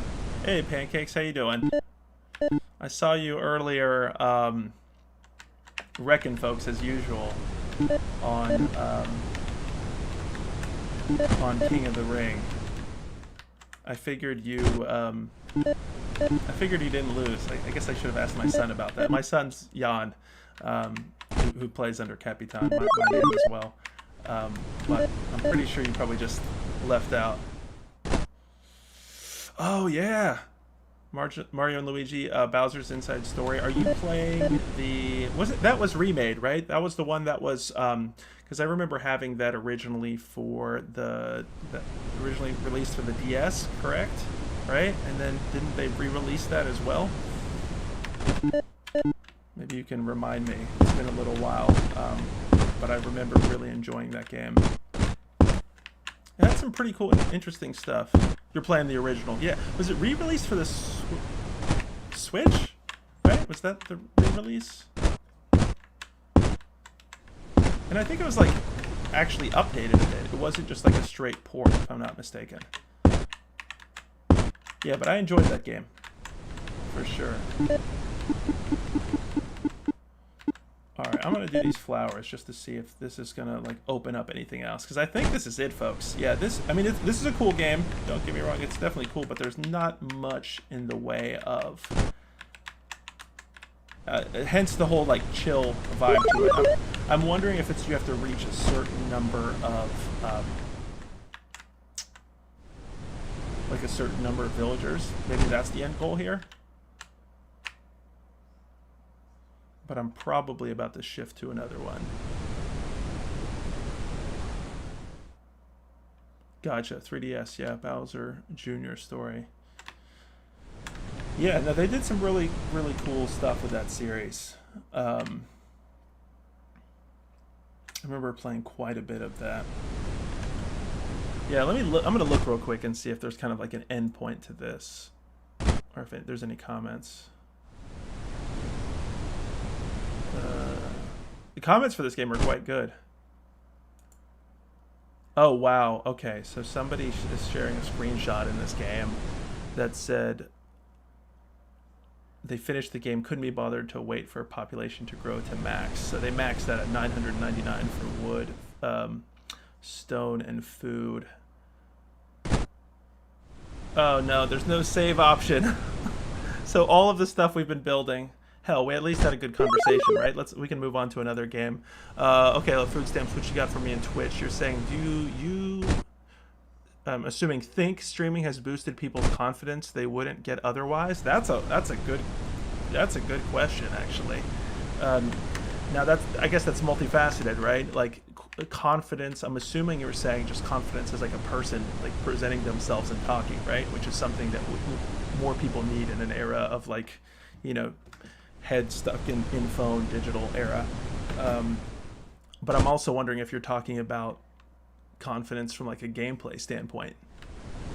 right? Because that could be something too. Like, it can be intimidating playing games in front of other people. Like, hell, I remember on some of these streams for games that I've beaten before and like totally am like, not to brag or whatever, but like a game that I might be really good at, and then I stream it, and of course that's the time when you're streaming it, then you suck and just immediately die, right? That kind of like pressure causes you to second guess yourself. But I'm assuming you mean like confidence in terms of being able to. Yeah, don't get me wrong. I believe in streaming. I'm obviously doing it right now, and I'm trying to embrace more of it. I think it's just the content that I want us to produce for Potions and Pixels is the more kind of the traditional like talk show stuff that you've kind of seen. I mean, of course we want more people to participate in it. We just want more in-depth conversation. A lot of the stuff I just see on Twitch for the most part is not stuff that I would ever care to watch. It's like you're kind of in love with this personality because they're like funny or whatever, like you're your digital friend or whatnot. And I'm not down to just like, I'm not doing like a comedy routine on here. All I want to talk is about like serious stuff. Like, I don't really even care to. That's what I want to talk. That's what I want from a streamer. Like, I'm not going to watch any of these young folks talk about their lives or whatever. Okay, you got this. So you say, yeah, like it gave them a platform they wouldn't otherwise get anywhere else. Self-confidence. Yeah, I totally agree. And that's kind of that goes along with what we were talking about earlier, like the democratization of creative tools to begin with, which gives me hope for the future. As much as I'm sounding like an old man, complaining, get off my yard, get off my lawn sort of thing right now, or this whole time, I totally agree with you. I'm hyper optimistic about the future. And I think even our youth with access to all this stuff, hopefully, it's like everything with technology, right? You give people a world's worth of information on their phone. And of course, it's gonna be like a bell curve. You're gonna have people who use this just to look up pornography. You're gonna have people that use this to, invent the next new creation. And then you're probably gonna have your average kind of middle part of the bell curve of people who kind of maybe do both. And so I think that's what a lot of the technology is. You said, but there's another layer that it could make them even more self-conscious if they're not pulling views. Absolutely. That's a great point too. I think what you're saying here is something that honestly should be like a future show, because I know of, I have kids and Jan doesn't really care to stream. Lake does like the idea. She loves the whole idea of being on stream because she sees people on YouTube and all that stuff. But Jan doesn't really care about that. He doesn't really want to do any of that stuff, but he tells me about other kids who have like their streams, you know what I mean? And like, yeah, you're totally right. I think people are super self-conscious. Just same with like social media, kids obsessed with how many likes they get, friends. I mean, there's too much of that. So yeah, that's when you start using technology for purposes that are just dissatisfying. All of this stuff is kind of like the double-edged sword. I don't even know if double-edged sword maybe is a poor use of words because it makes it sound bad all front, but it's more so, there are pros and cons to it. Pancakes, what you got right here? You say, sometimes I just turn on my stream on Xbox when I'm grinding Killer Instincts and just don't talk until someone shows up. Yeah, that's a cool point. Yeah, I agree with you. I feel like that's what I'm trying to do right now, because kind of for the longest I might have been too much of like the purist, like, I'm just going to play these games on my own, do that sort of thing. But with all this stuff, and people have reacted well to it, we are getting a lot of more of an audience. And I think there are people like you guys, like the loyal Potions and Pixels following, people I think, like you guys are like the NPR folks, like, right? Like it's the same thing. It's like there's definitely a group of people out there that wants really solid content and wants to have like high level discussions and knows that this art form we care so much about is worth discussing, talking about, and developing. Sam, hey Sam, how are you, man? I see. Okay, what you got for me? You're writing here on Twitch. You said that's a good point. It feels like Twitch and Facebook only push the AAA titles. You can definitely get lucky and find some cool variety streamers out there too. Yeah, and you're totally right about that. And I think, yeah, don't get me wrong. I think the AAA folks are just naturally always going to be at the top, right? And if we're lucky, the AAA games that people are playing are going to be quality as well. Because again, don't get me wrong, I'm not dissing anybody's taste. There's plenty of great AAA games. Even the AAA games that I might say are like repetitive, they at least have some They do some cool things, and if they can get people into gaming, that's cool. But my issue overall with this stuff is like, if aliens from outer space landed right now and said, what are the best movies and music you have to offer?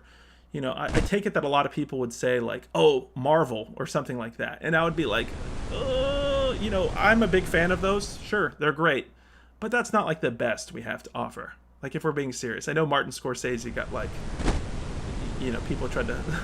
I don't think necessarily cancel that man, but they like really went hard on him as if he was attacking, their art form, the Marvel Cinematic Universe or whatever. But I think the biggest thing is just like showing people that there are so many more other games that are actually pushing the envelope.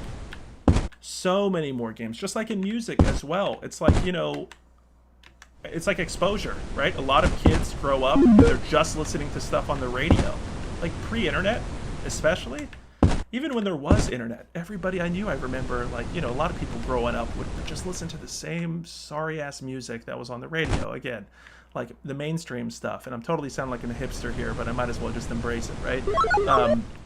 But there's so much out there. And so my whole thing, and I say this often, is that we're living in the golden age of entertainment and art. The absolute golden age. When people say there's so much bad stuff, they knock all this stuff, even kind of like what I'm doing, that doesn't mean that good content's not out there. It just means the mainstream stuff, the kind of AAA run-of-the-mill stuff, it just absorbs most of the airspace, takes up most of the conversation. Now, that doesn't mean that you can't find all sorts of quirky indie games or other things that are pushing the envelope. Okay, let me see what you guys got here. So Food Stamp says, I think there's always going to be a subconscious comparison drawn, which could make people more depressed and unfulfilled from envy. I'm assuming you're talking about comparing yourself to other people, right? Like comparing your stream, how you're performing to others. There was there was like a famous Mark Twain quote. He said, like, comparison is the enemy of joy, I think. And if I might be... I might not get that quote verbatim, but I think it's true, totally, right? You might be happy in your situation, and then you see that somebody's got like a bigger house, nicer car, more money or whatever, and it's like, okay, you were happy, but because you compared yourself to someone else, that harms you for some reason, when in reality we should be embracing the fact that you're just doing your thing.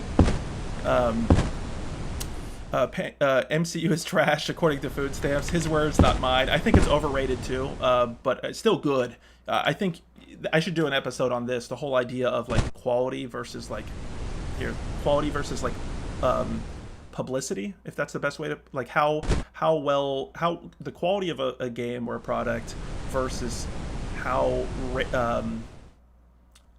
what the esteem it's held in the public. So like Fortnite's a good example. Fortnite is actually a good game. I know people, as somebody who was just ranting about indie games and ranting against AAAs or whatever I was just doing, and kind of talking about how indie games need more attention.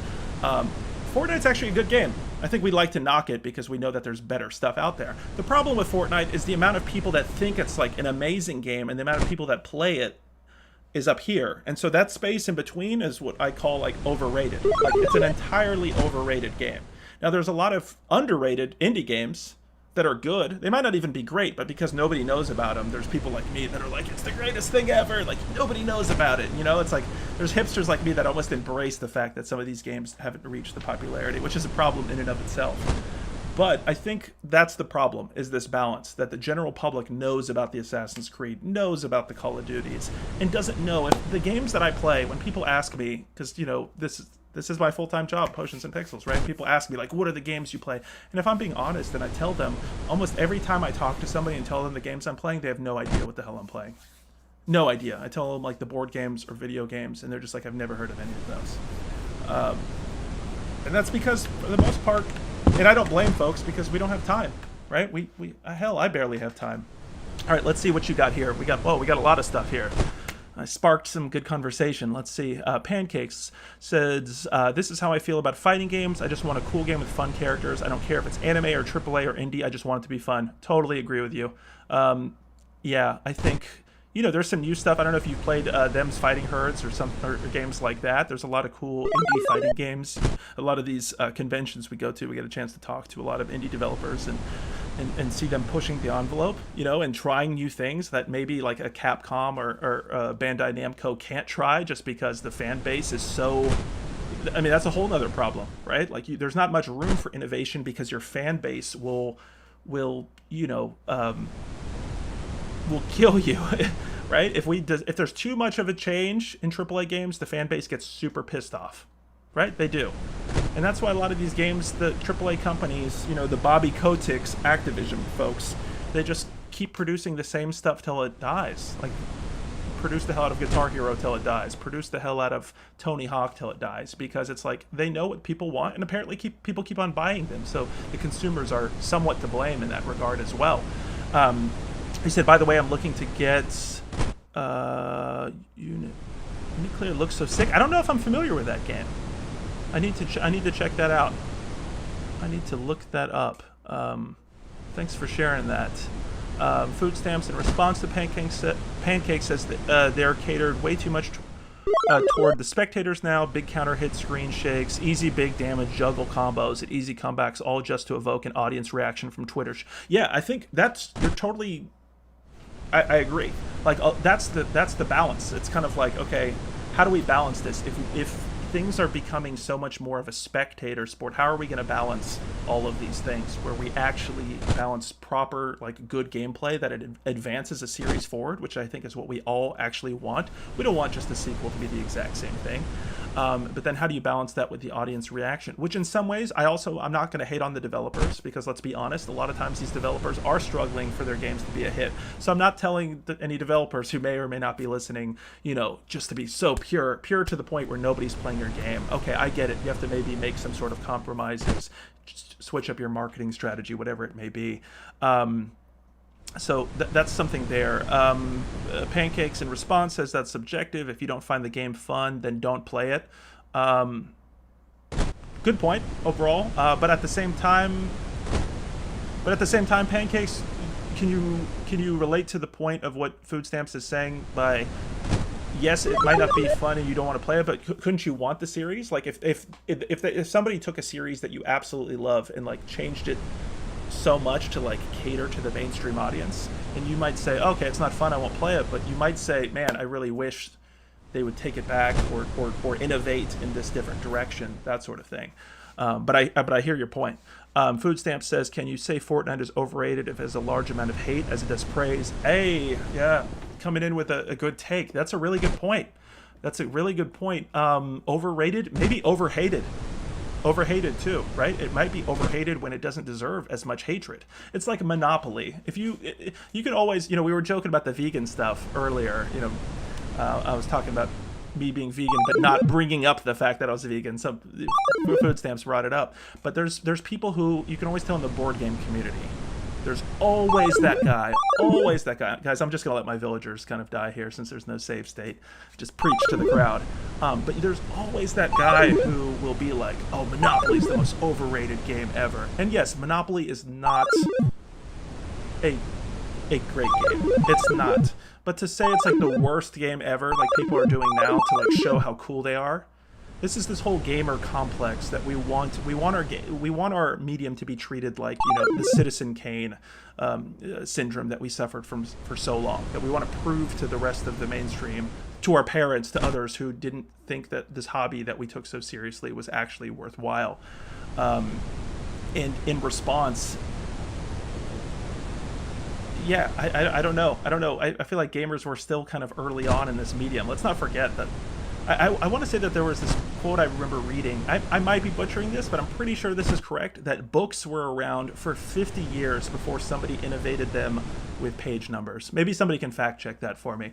But if that's true, which it's imaginable, maybe not 50 years, but that it took like 50 years or so for somebody to implement page numbers, there were so many things, so many genres that we're still inventing in games and board games. So I think this whole obsession, back to the Monopoly point, is like, Monopoly for its era was actually an amazing game and innovated in so many ways. The problem is this whole Parker Brothers, Milton Bradley mentality of just shoveling all this stuff out to make a quick buck, and telling everybody that this game that was invented years ago for an entirely different purpose, to actually criticize capitalism and this whole notion of being a landlord. Yeah, it's not the best game for now standards, but we have to respect it for what it was, is what I'm saying. So let's see. Food Stamp says, I've played Fighting Herds, LOL. I think it's a cool game. I haven't played much of it. I have it. I want to play more of it for sure. Pancake says, and plus that's not necessarily catered towards spectators, but just casual players in general, which is way important. Let me read that again so I understand that. Plus that's not necessarily catered towards spectators, but just casual players in general, which is very important. I'm wondering what you mean. I hear you. I think I know what you mean.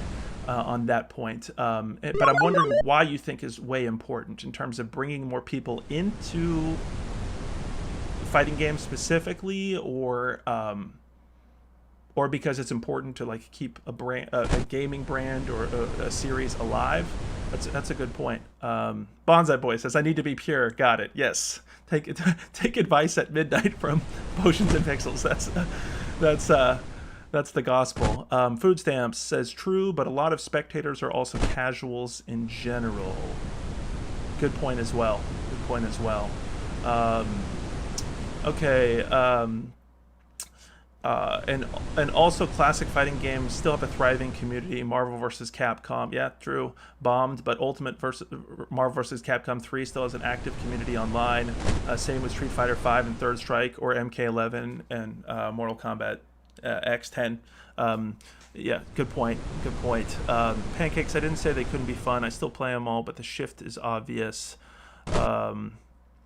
Marvel vs. Capcom 1 was actually a fun game. I guess that's still subjective too, to Pancakes' points. Food Stamps. It's funny that both Pancakes and Food Stamps debating in the chat. But yeah, I hear you on that. I mean, yeah, fighting games. That's a category that you guys have much more expertise than I do. While we're talking about this, I'm gonna switch games here. But this was Villager for anybody who's curious. Cool game. I enjoyed it. There's not much of an end game, so it is definitely like a casual city builder. But for a conversation like this, I think it's like a perfect game where I don't actually have to pay attention too strongly, and I can just casually build a pretty cool city. I'm glad that this was captured on camera. You can see that the city builder in me, which actually I can show you guys a really cool treat. I don't know if anybody sees this. Boom. I don't know if I'm supposed to be showing this yet, but this is the game I designed for the city. I did all the graphic design on this box as well myself, so hopefully you guys like that. I don't know if anybody can see that there, but I'm super excited about this game that will be coming out. You'll be able to get a physical copy. The city's actually going to be giving out copies of this. They ordered a ton of them. But you can kind of start to see why I'm building the city a certain way in this game. But I'm super excited for this game to come out. I made a digital adaptation as well, where you can, develop and build the city how you want it in certain ways, and build all sorts of different things. Community activity centers, open space. So I'm really proud of this game, and we'll be hopefully designing quite a bit more games for the city. So definitely check that out when you get a chance. But that was the kind of proof copy that we got. Really excited about this manual. I was obsessive about writing like a really solid manual and just making sure that there's examples. So I'll definitely be doing like a stream about this, and in fact, we're working with the planning department to officially to do some official game nights during this time of coronavirus. So shout out to Red Bull for sending me this like care package with Red Bull in it. You may notice that Red Bull's has been our partner in the past on all sorts of stuff, and recently we're starting to do more stuff together. But they didn't. I promise you, did not tell me to show that on air or anything. But yeah, I appreciate the reaction, guys. I really put a lot of work into it. I really like that cover too. I was trying to go for a design to show how you'll build your city. So this was a fun experience. I'd love to talk with you guys at some point about the development process and a very tight turnaround. I think I designed, honestly, this entire game, actually, the game itself and doing the graphic design in about 3 weeks, which I'm super proud of. I spent like several weeks, like almost a month ahead of time, like trying to formulate and run through ideas. And I think I designed 4 or 5 games that I didn't like as much before that. All right, let me see what else you got in the comments here before I jump to another game. So food stamps telling pancakes. I didn't say they couldn't, or hold on, did I miss something from pancakes? Let's see. Okay, Sam, here we go. I guess as far as Fortnite goes, you have to respect it for the new standards / boundaries in the esports scene. Totally agree. It's definitely doing some new innovative stuff. You know what I'd love to talk about actually next?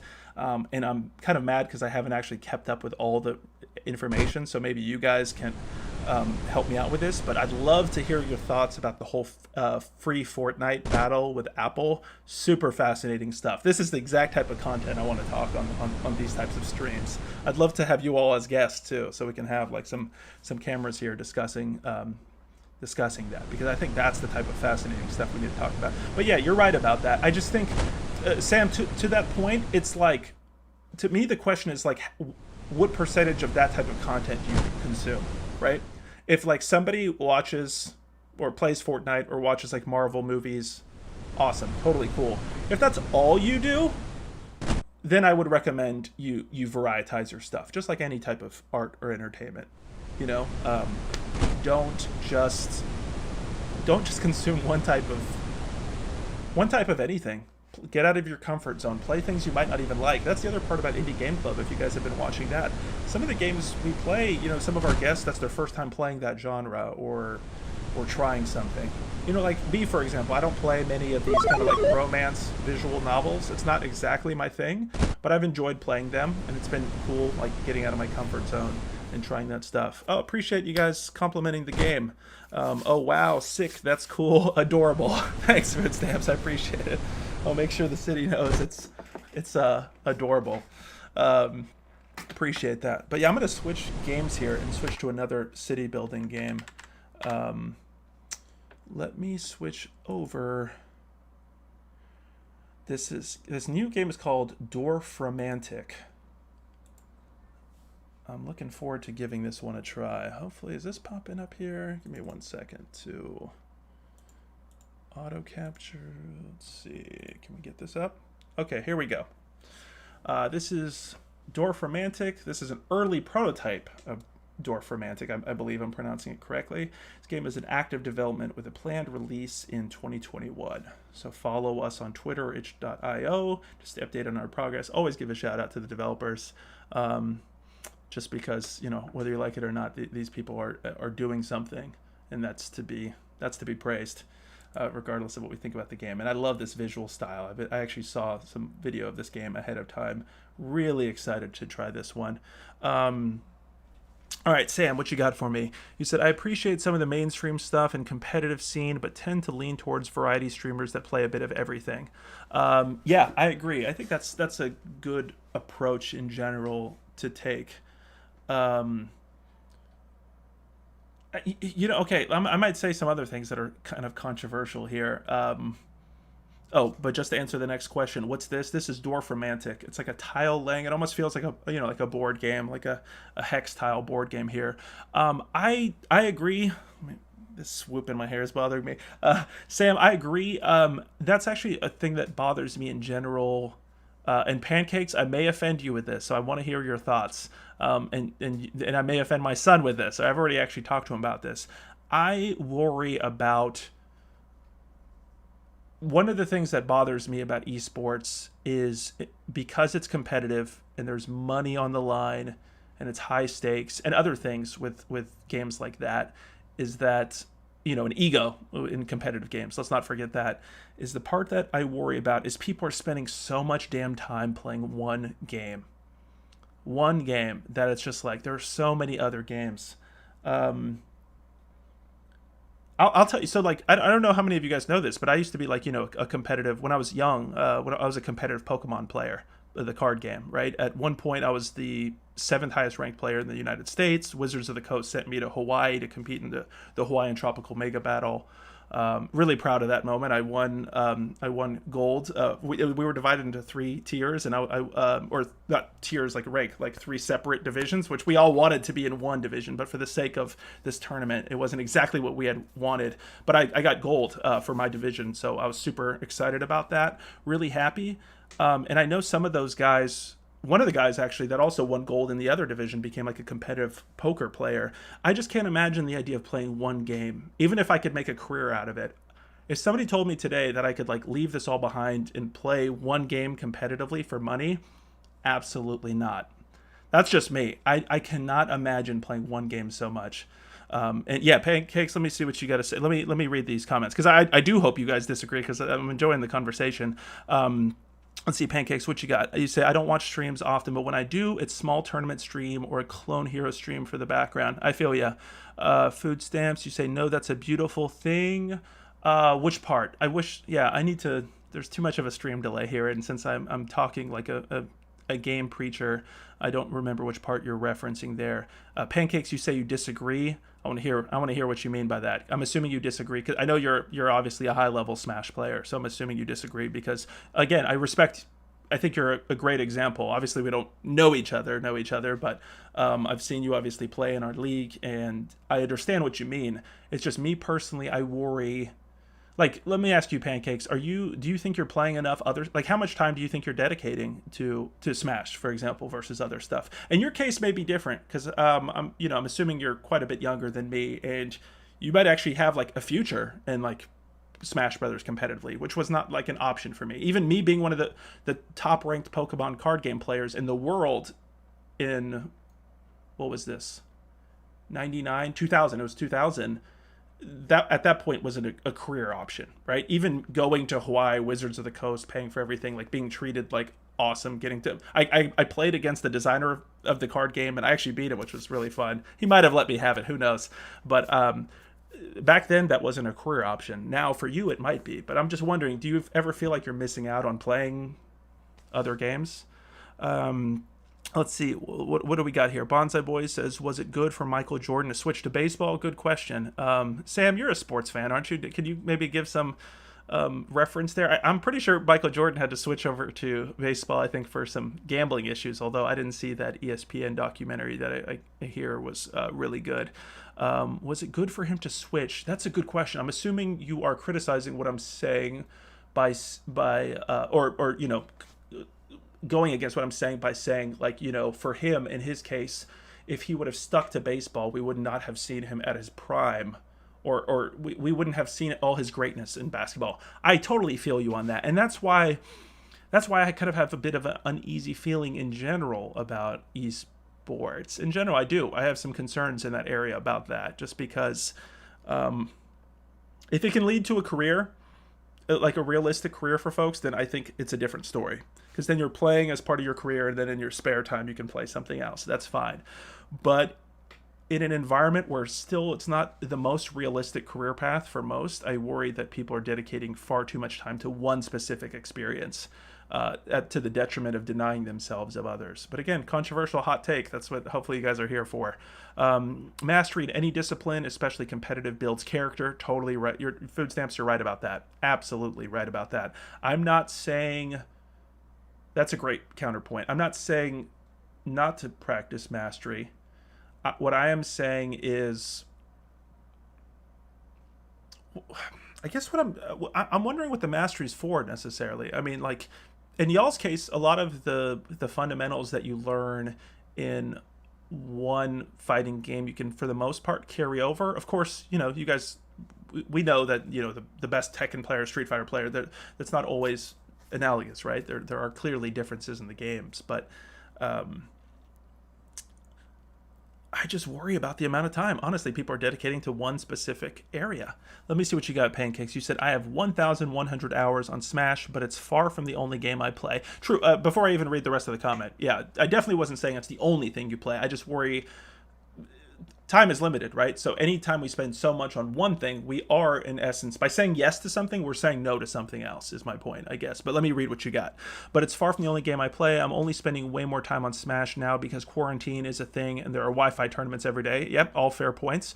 Back when I went to locals, I played other games a lot more often. I've slowed down on Smash and been starting some other games like the SMT series since I'm excited for the games we're getting in 2021. Sure, I feel you on that. And again, I don't know. I'm just assuming on some of the other factors, just because again, you're one of the higher level players we have playing on our stream. So definitely, I definitely feel you on that.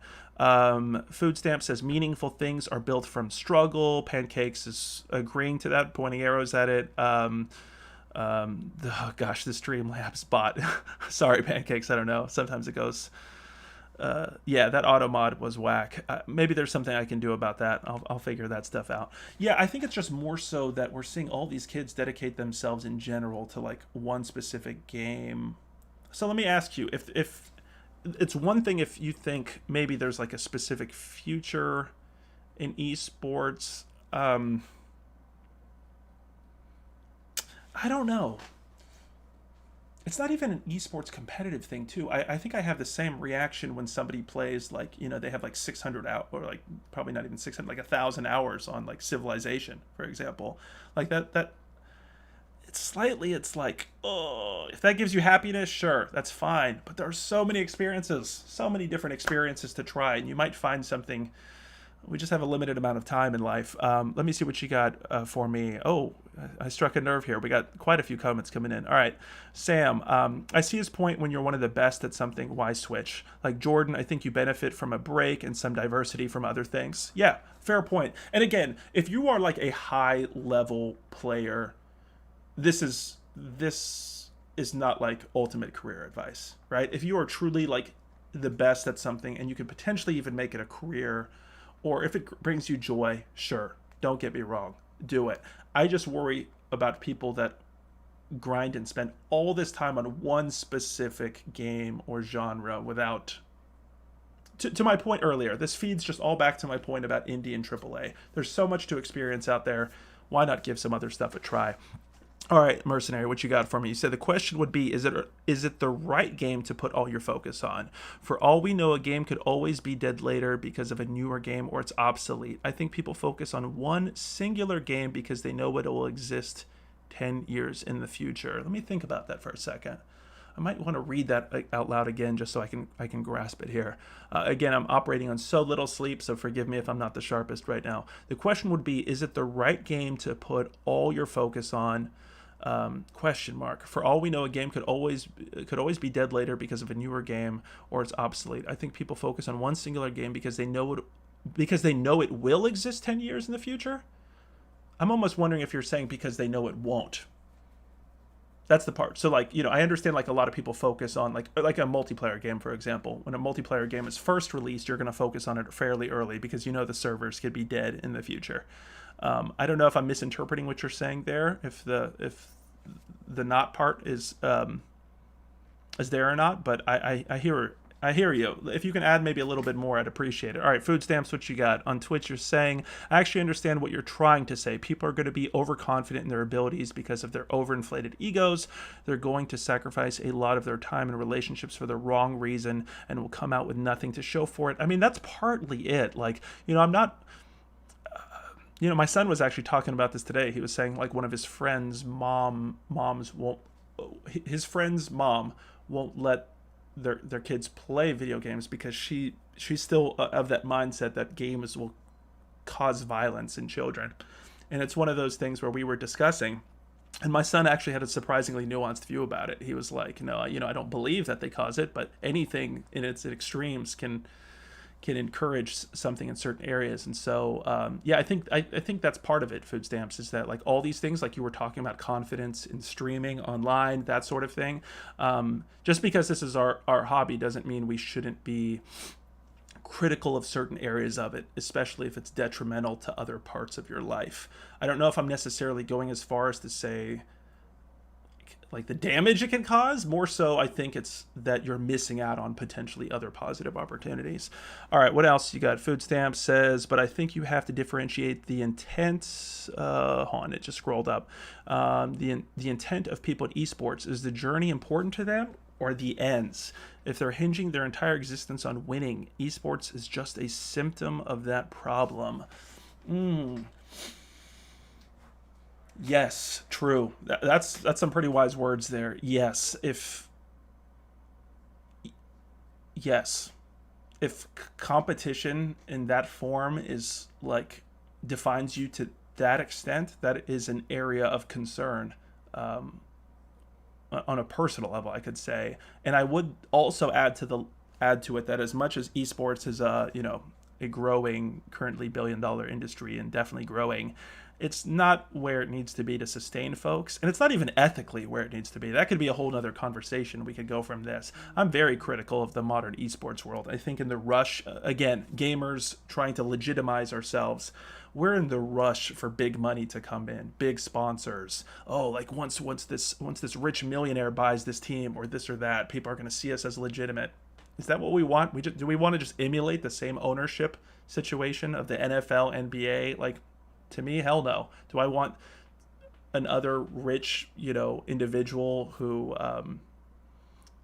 that's a whole other story, but esports is just a mess, and the gamers, we should know better than just to say we want to emulate the same things before. We should be having players have an ownership stake. We should be discussing like the ethics of how these teams and players are managed. It's an absolute mess, and I hope we can fix it, and that'll actually be a topic of discussion in 2 weeks when we do a conversation called Black Voices in Esports with a couple 3 really cool people that we've had this conversation quite a bit about.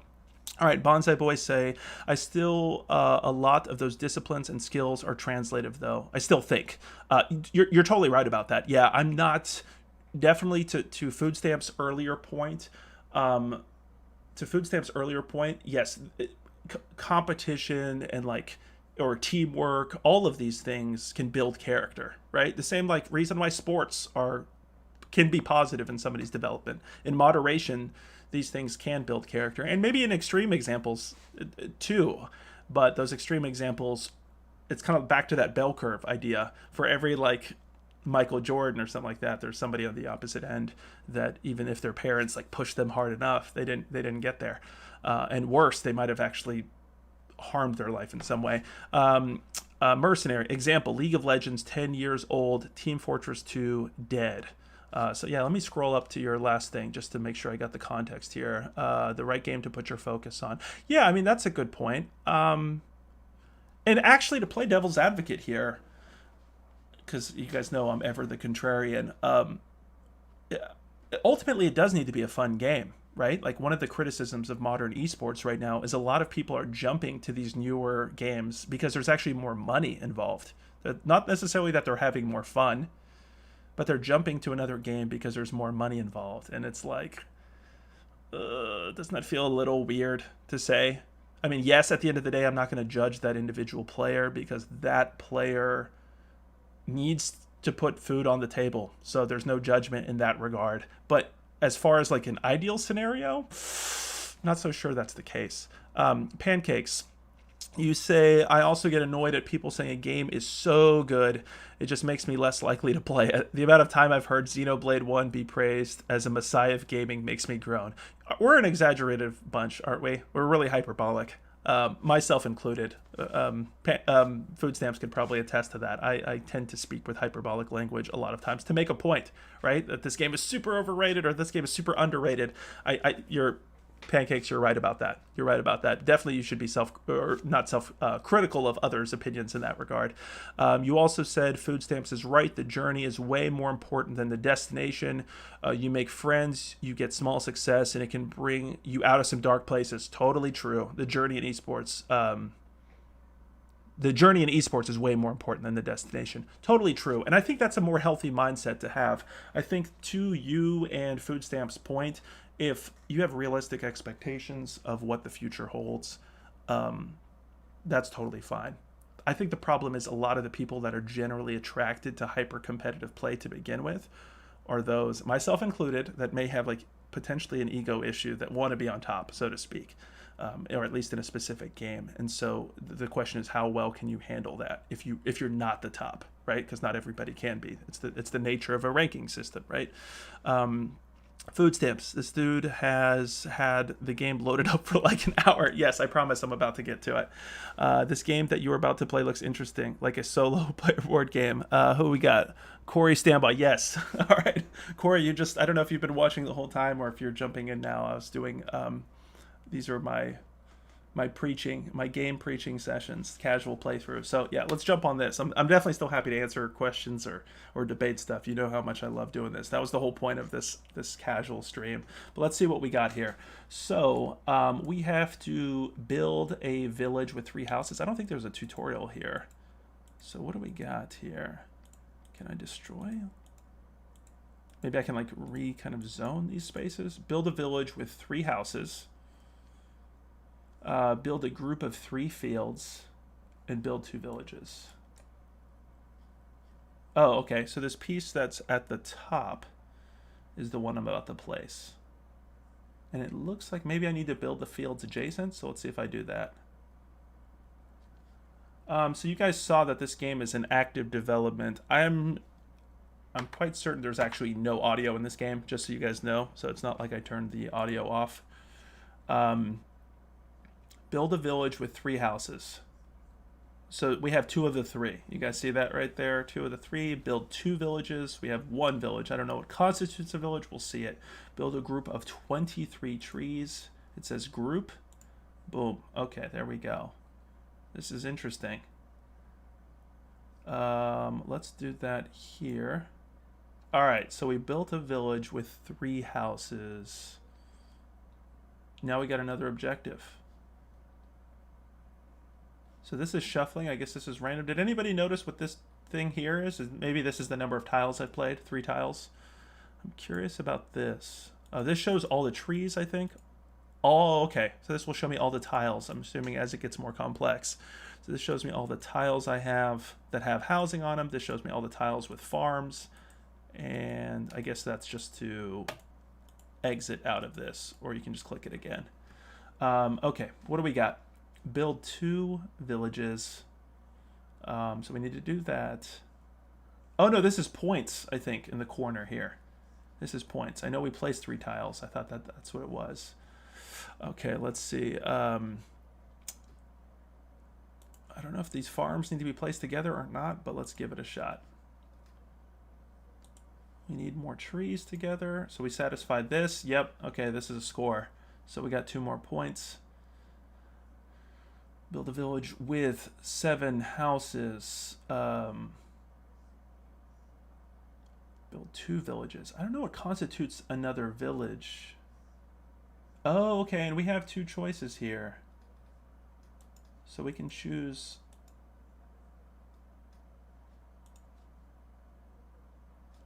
either one of these. Pancake says, what do we got here? I know I've only super raged twice in real life. Takes a lot to get me angry. Yeah, I feel you. And in competitive games, it's easier to obviously bring out that anger. I totally get it. Food Stamp says, I don't necessarily think money is a good incentive for most people. All the esports kids would just pick up ball and start dribbling for potential money, but it might be because esports has no physical barrier, so it could give him the false impression that anyone could win. Online matches should humble them quick, though. LOL. True that. Absolutely. I think there's a lot of people that have unrealistic expectations of them skills, especially for that reason. Online just simply means, yeah, you haven't probably communicated or played with enough players. Beating the CPU on the highest level doesn't mean you are somehow an esports superstar. What else do we got? Professor Crow. What is the name of the thing you are trying? Uh-oh. Gosh, I'm having issues with these headphones. Let me tell you right now, actually, Professor Crow. This game is called Dorfromantik, and it is now in active development by a newly formed studio called Tucana. So I'm going to change these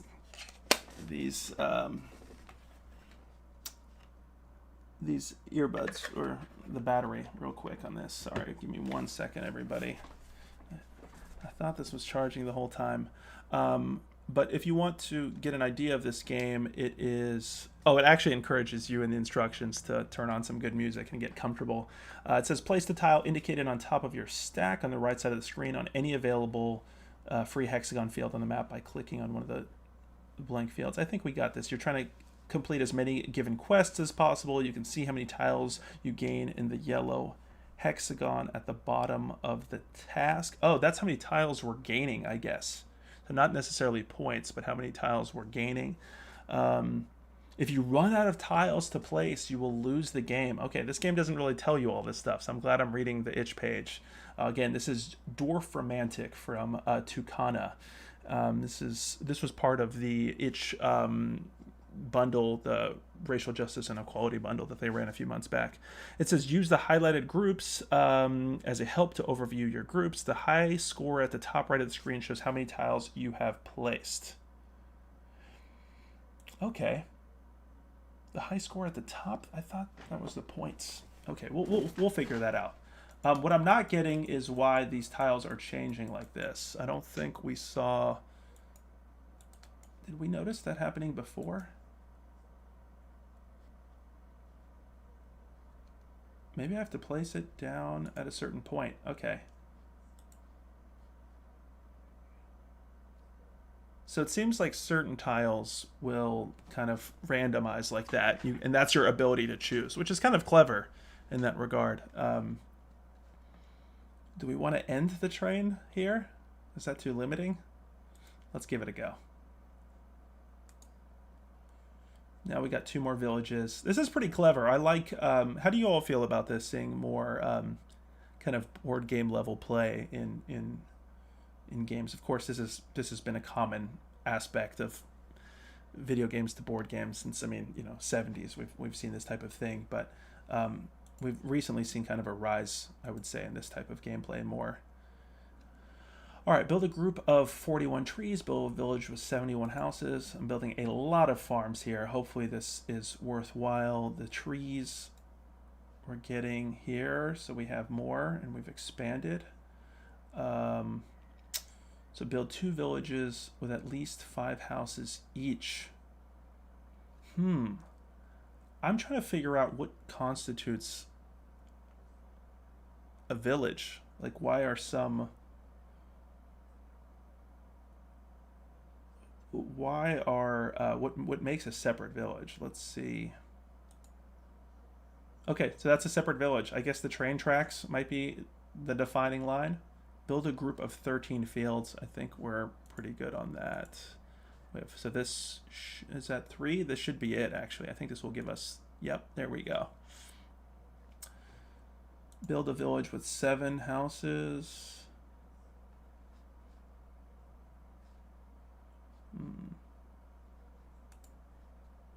There we go. Professor Crow looks like a very stylized Carcassonne. Yeah, that was my... I think you're right about that. That was immediately what I thought of. And the fact that this is single-player focused changes it up a bit. Oh, and you can rotate there.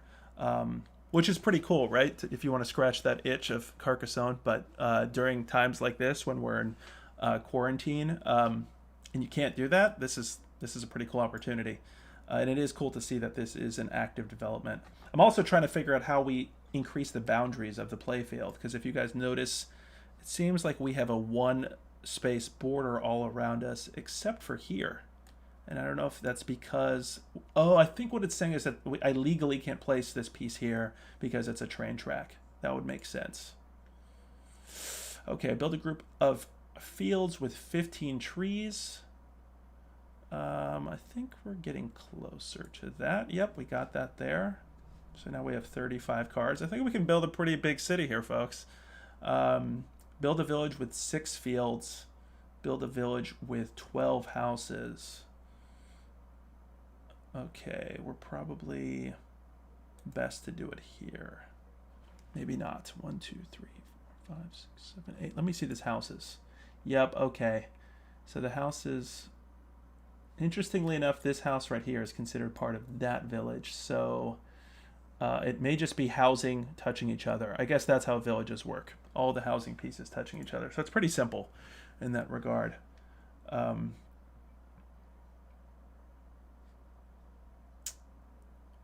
6 fields.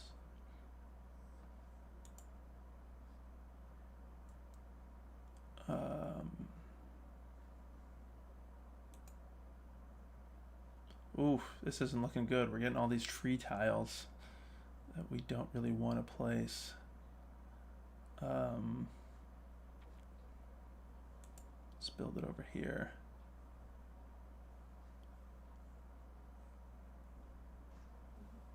With 6 fields, so that should... Does that not get us there?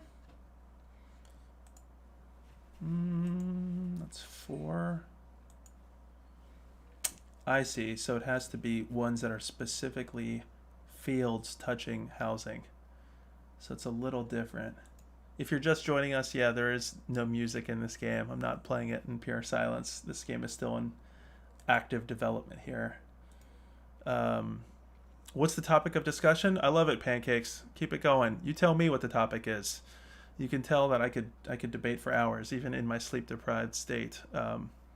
You tell me. I think the stuff we were talking about. I'd be curious about what you think about esports. I mean, you had an interesting view in terms of, I would say a healthy view of, the realistic opportunities for people today in the esports field. But part of my rant there was that I don't want to see esports simply emulate the common practices we see in modern sports. Analogous to what we talked about with gaming in general, from an artistic standpoint, trying to emulate, film and music to get legitimacy, the obsession of us as gamers, historically, because of us having it, wanting our art form to be seen as legitimate by the mainstream. I'd be curious your thoughts about esports, and curious about food stamps. To your point about like confidence. I'm curious about that. Where is that coming from? That's a really good point. I mean, do you guys see that? Like, is that something like with streamers, especially with young streamers? I mean, that's difficult in times like these. Character toxicity. Oh boy, yeah, I feel you. There's a lot of changes that need to occur and need to occur soon. All right, I think this should give us. This is a village with housing. This should give us the 2 to satisfy that. No? Am I tripping? I thought that was 2 fields. Build a village. Oh, with 5. My fault. That has a lot to do with confidence in my eyes. Let me hear it. What do you mean by that?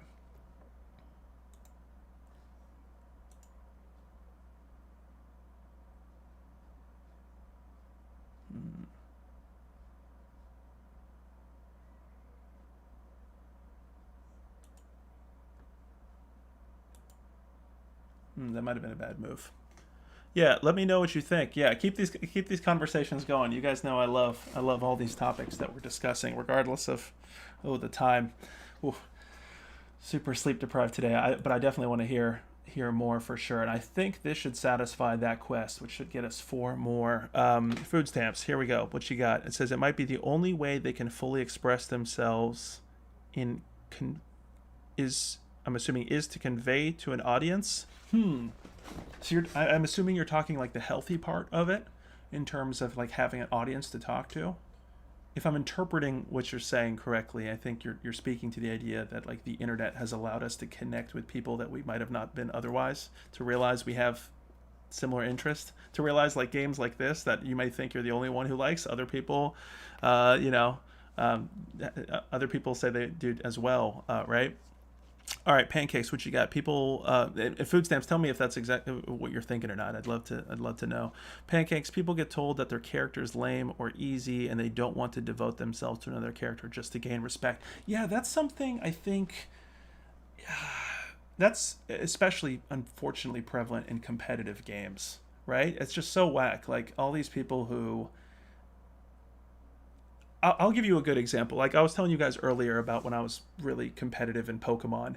At that time, I grew up like in an immigrant household, so it was not common for me to like ask my parents for money, like at all. Like that wasn't a thing.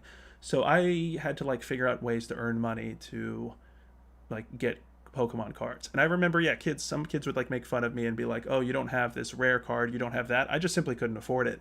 And so I was known in Charlotte in the gaming community as the person who like made decks out of like common and uncommon cards. Simply because that's what I had access to.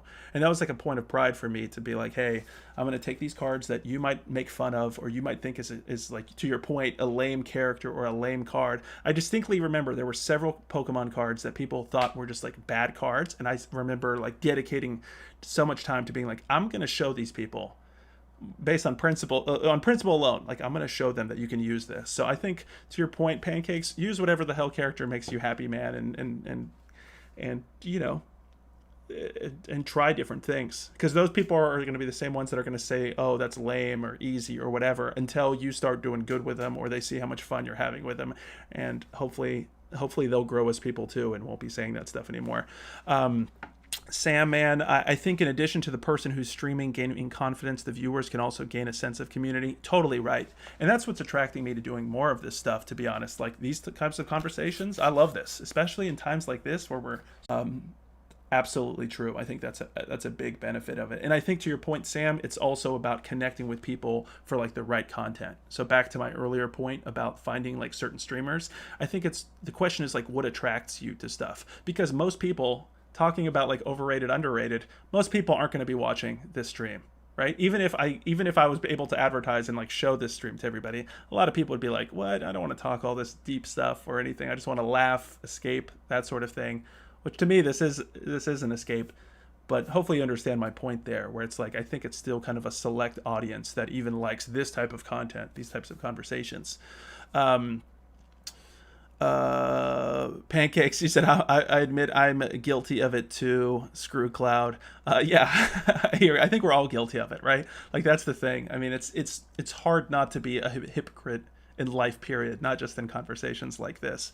um what else do we got? You have to separate the player from the character. True, Pancakes. Hey, Urios. Hey, good to see you, man. Oh, I wish you were here earlier, dude. We've covered so many great topics. This has been a great conversation. We're going to have to do this more regularly. This game, Urios, is Dorfromantik. It is a game that is now in active development by a newly formed studio called Tucana. If you got that itch racial justice bundle, which I think you did, this is available there. So one of the viewers said earlier, it kind of reminds them of Carcassonne, which I agree. But this is single player, really simple mechanics here. The main idea here is that tiles include like forest on them, housing, which constitutes a village if they're separated from one another, and these farm fields. And you also have these train tracks, which mechanically hasn't really come into play necessarily. And so we have this stack of tiles here. In this case, it's indicating that we have 28 tiles. And our goal is to just keep going. It's essentially just to build as long as we can. And if we satisfy these kind of quests, this to-do list at the top, that gives us an extra amount of tiles. And I think if I've been talking so much, I don't remember. I think this indicates how many extra tiles we've earned. So that's our high score. So now we have to build a village with 12 houses, build 4 groups of field, build a village with 18 trees. I think we have that probably here. Let's actually check. So, oh, village. Keep in mind village. That's what I keep forgetting. So a village, a tile. The only way a tile is considered a village is if it has housing on it. So let's keep me in mind for that. Mercenary says to Urios, this is a secret stream. It kind of is, I guess. I don't know. That's the whole idea here. I don't even know how to like. I asked my wife before I did this, like, what do I even title stuff like this? I don't know. You guys tell me. Give me advice, please, because I'm obviously new to this. Let me move the camera for a second so you guys can actually see what I'm talking about. So you see that tile right there? Let me move it over here so you guys can see that 28 number I've been talking about at the bottom. That'll probably help. But yeah, casual stream. I don't know what the hell the youngins call this kind of stuff these days. Let's see. I like this kind of idea here with these random tiles. Or not random necessarily, but you guys can see it's changing in and out. So it gives you the opportunity to like place it quickly. It reminds me of Mule. That's an old reference that I wonder if anyone will get. Can somebody tell me if they've ever played Mule? M.U.L.E. from Danny Benton, who's famous for a number of reasons, including being one of the earliest transgender figures in gaming, very early on in the history of gaming, so to speak. Food stamps. All right, what you got? You said, well, the confidence to open up, it can be used to open up to people, establish their own communities, and convey their thoughts with a live audience that can give them immediate personal feedback that they might not otherwise get, and to display their abilities. Totally true. I think that's like often termed soft skills, right? That's a really good point, food stamps, and I think maybe more people need to hear that as well, because I think the problem we're dealing with right now is we have people who are so ingrained in technology that they don't know how to socialize, right? They don't know how to talk to like potential romantic partners. They don't know how to do a job interview. They don't know a lot of these things, and that's not good because we are social creatures and we need to be able to do that. And so I think you have a really good point that streaming is an outlet for that and potentially allows people to practice in that regard. Into Pancake's earlier point, I think esports can be seen in a similar manner. Let's see, 4 groups of fields. How many groups of fields we got now? So we need to start another set of fields, it looks like to me. Why don't we do this? Is that 4 groups now? No, it's 3 groups. Okay. I guess we gotta end the train here. Or no, we can end it somewhere else. Village with 12 houses. How many do we got here? 10. Which goes back to translative skills. Yeah, I mean, you guys are right. I'm learning a lot in terms of what you guys are saying here. You're totally right about that. There's a lot of translative skills on the esports side, and there's a lot of translative skills on the streaming side. Totally right about that. And I think I need to, yeah, acknowledge that part more. You're right about that.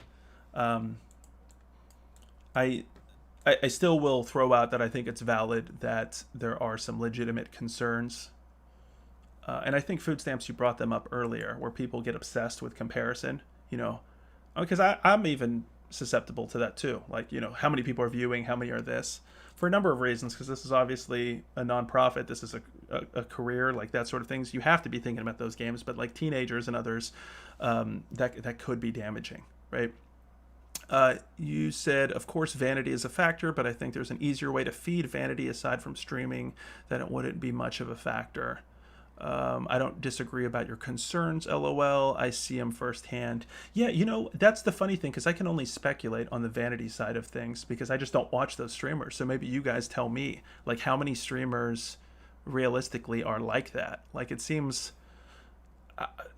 again, not to hate on other folks, but a lot of these big streamers that I see on Twitch, a lot of them I just like, I get bored to tears with, because there's just cracking jokes I really can't relate to, screaming wildly in games, hyper exaggerated, like everything in order to get views, and it's just like, no, can we be authentic and have some conversations? I think that's a serious issue. Let's put this train. I do wish you could kind of rotate these, to be honest. Maybe I can if I do it this way. No, it doesn't look like. So it doesn't look like there's a way to actually rotate the pieces, which is kind of a shame. Kind of a shame. Let's do it over here. It opens up a little more space for us. Food stamps, you say, I see them firsthand. They're awful. Maybe you can give me some examples.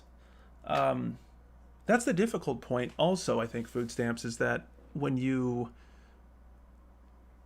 I think the ones that you're saying you see firsthand, while going back to that bell curve, a lot of them might not be successful. Probably the most successful ones are kind of like that, I'd imagine. I'm sure there's plenty of like really authentic, down-to-earth people at the top. I just don't have enough experience with that side of things to know that. But it's probably a lot of young people see the tactics that those who do this professionally employ and say, I'm going to do that too. Like I told you, when I'm watching the stuff that my daughter watches on like YouTube, a lot of it is just like this hyper exaggerated, I'm going to jump into like a swimming pool of Jello in like 5 seconds and then do all this stuff. And it's like colors, beeps, blurps, like left and right, and it's just like mind numbing, right? And I think that that's somewhat analogous to adult content. Obviously you guys know what I mean by content aimed at our age. But what do you got? I meant the esports concerns. I see them firsthand. Oh yeah, I think so. You definitely have experience in that regard. Sam, man, yeah, and food stamps. Let me know what you mean by that a bit more. I'd love to hear that. Sam, man, you say I agree and disagree with the socializing aspect. All right, good. Let's see what this is. You're saying that while some may just be absorbed by their phone, I think others struggle with social anxiety. I totally hear you on that. I've experienced that many a times myself, so I'm totally with you on that. I think games lend a hand to a comfortable and easy conversation. Spot on. I think that has been one of the reasons why overall, especially the in-person events have been so successful, is because games can break the ice. I mean, think about how many times you've been at an event where you sit down with a group of strangers, um, and because of a game, it's a structured enough activity where you can start hanging out and talking to people and getting to know each other, because it can be weird, right, just having a deeper conversation with a perfect stranger. I totally agree with you. That's something that, a lot of people say, like, I'm very social in that regard. I assure you that's not the case. I would totally define myself as an introvert, and Sam, I'm totally with you on that. That's kind of one of the reasons I was attracted to a lot of this stuff so much, and saw it as a potential way to gather people. And unfortunately, before coronavirus, one of the plans we had was to do events specifically around different topics, like events or with specific communities. So we were going to launch a program about intergenerational play between people of different ages, especially focused on seniors in our community. We were going to do some stuff with like elected officials, like doing series where you get to play with people in city government, play with people in the fire department, play with city council members, that sort of thing. So we are planning on doing more of that stuff to actually utilize gaming to bridge divides in our communities. Urios, you said this is my niche game wise. Oh, I know, Urios, this is totally for you, and I'm going to keep playing just so I'll carry on the conversation at the same time, but I know you want to probably see more content here. Let me see if I can expand something here. I got to be strategic about it because I don't want to end these villages here. So let me, I guess I'm going to continue this, although I'm worried at some point this is going to come back to bite me, that I've built this giant forest border between these two villages. Probably not the best long term, but let's give it a try. Let's add this here, give us a little more space. And so that's a village piece, and that's also a village with trees. And I think that's what we want over here. I think if I put it over here, that'll do 2 quests. There we go. All right, let me read what else you guys got while I'm playing here.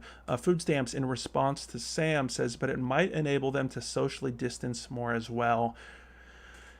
True. Totally true. Sometimes people get lost so much in the games that it's so comforting to just live in your home, especially online today, like during these times specifically. It might just be super simple to just stay at home and like not want to go outside, not want to meet somebody for romantic reasons or otherwise, right? Just to like stay in your own bubble because that's comforting. So you're right. That's a good point. Food stamps, that it doesn't push you to, it might not put you out of your comfort zone. Pancake says depends on the game. True. I'd love to hear some thoughts on that. I'd love to hear some expansion on that idea. That's totally true. It's funny for those who are watching me reference food stamps. This is somebody a friend of mine in the Twitch chat. It may be strange if you're hearing me say every other word, say food stamps and pancakes, but those are the usernames of 2 individuals on Twitch here, which are, thank you so much to both food stamps and pancakes and Sam and Urios and Mercenary and so many other people who are contributing to the conversation. Food stamps, you were saying, so it might exacerbate their situation too. Urios, same. I could waste an afternoon trying to build a village. Yeah, and I'm excited to see how far we can build this village. Yeah, I'm curious what you guys think about that social part. Yeah, you forgot it's on fence. Can I refer to you by your government name? Is that acceptable? I don't want to just I don't want to do that without asking your permission first. But you let me know if I can. That'd probably be easier on my front as well. Um, I'm gonna build. I kind of want to build this here so that because I'm thinking eventually I'm gonna have to build some giant city that combines these two villages together. This might be a bad idea because I'm kind of forcing my hand with this train tracks there. You don't care? Okay. So no longer. So I will officially refer to you as Franco from here on out for this conversation. A village with 26 trees, with 17 houses. We're gonna do this one because that should be close to satisfying those two quests. But we still have to build 5 villages. Okay, so that's going to require us to make a separate village somewhere. Maybe we'll do this. We're going to build a few separate villages to try to connect them, which again, I don't really like this because it's going to require me to have these specific train track pieces, which I am not really thrilled about. But let's do it. We're doing it live. All right. So Yurio said, I'm mad at Franco is out here dropping on knowledge. You know, a lot of people, I'm going to say it straight up. I say it all the time. Franco has a lot of knowledge. Behind all that trolling stuff that he does, there's a deep thinker. I think it's easy to dismiss those thoughts when you're with that classic Franco delivery. But Franco's a deep man. I know that firsthand, to keep talking about firsthand knowledge here. So no, I very much appreciate this conversation and everything all of you guys are bringing to it. Let's see, trees. You know what, folks? I'm going to start building over here, maybe to try to connect these, because that'll expand the tiles here. But I am curious about that part. Specifically, yeah, like Sam, in response, what Franco said, like, how do you feel about that? Like, do you think, is there a net positive overall, do you think, on games overall on the social front? That might not be a fair question. It seems kind of too difficult to answer, but I think you know what I'm saying. Like, the overall gain, we're seeing obviously social pros and we're seeing social negatives, I guess is what I'm saying. So I'm asking you, is the pros and cons of both, how do they weigh against each other? Franco says, I forgot, oh, I saw that. It says, here in my garage. Yeah. Just got this new Lamborghini here. Yeah, I am Urios to what they're saying is, I guess I'm the Ty Lopez of indie gaming here. Which I don't know if it's a compliment. Fun to drive out here in Hollywood Hills. Man, you guys got it memorized. I'm impressed. I'm very impressed. Oh, guys, these tiles are not good for me. They are not good for me. It's too much forest. I should have built some... you know what? I wonder if we connect 2 villages together. No, that's not true, because this village is connected to this village by train, and they're still considered 2 different villages. But you know what I value more than materialistic things? Man, I'm blown away by how well you guys know the lines here. Super impressed. Super impressed. Let's see. Should I do this? Oof.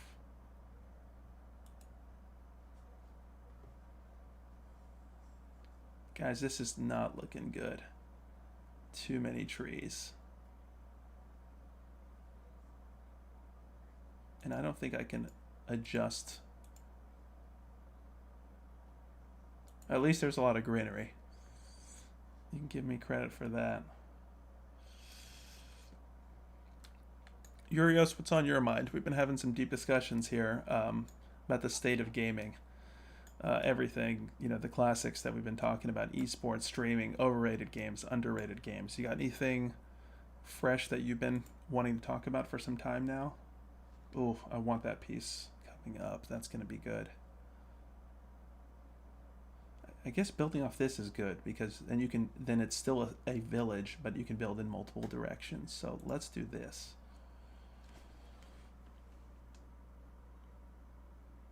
You know what? I think I realized why this is, my headset's turning off is because no audio is coming in. And so therefore, that's what's happening. You know what I will actually play for you guys? I don't know how many of you all caught the interview I did earlier today with the creator of the game Family, but I'm about to play you guys the soundtrack here for this. Let's see if you guys like this. So I don't know how many of you guys are familiar with this, but this is the music for the game Family, which is like a detective, like a musical detective game. I absolutely love it. I recommend it to everyone. If you like some puzzle solving, this is right up your alley. Yurios, I think you would love this. But this is the soundtrack from the game, and the developer, the programmer who also did the art, he made all of the music, and it's inspired specifically by different bands of the 80s and 85 to 95 specifically. So folks like the Smiths and others like of that time. So you let me know what you think of the soundtrack for this. Sam, what you got for me? I think the pros weigh out the cons. Ultimately, it's a person to person. Isn't some social better than no social? Totally true. Yeah, I totally agree. That in general, absolutely, I think it's net positive. I guess I just wonder the negatives that are caused. But to your point, I think those negatives might have been caused other time. Did this get DMCA'd? Are you joking, Franco? Because you're now you got me scared. You know I'm still new to this.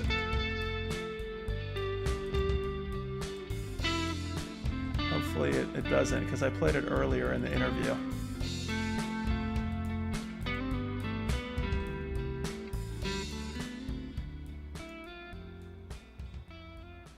Okay, I think the classic Franco troll that I forever fall for. That's always how this works. Yeah, let me get it for you guys. Give me 1 second and I will get the link for you all right now.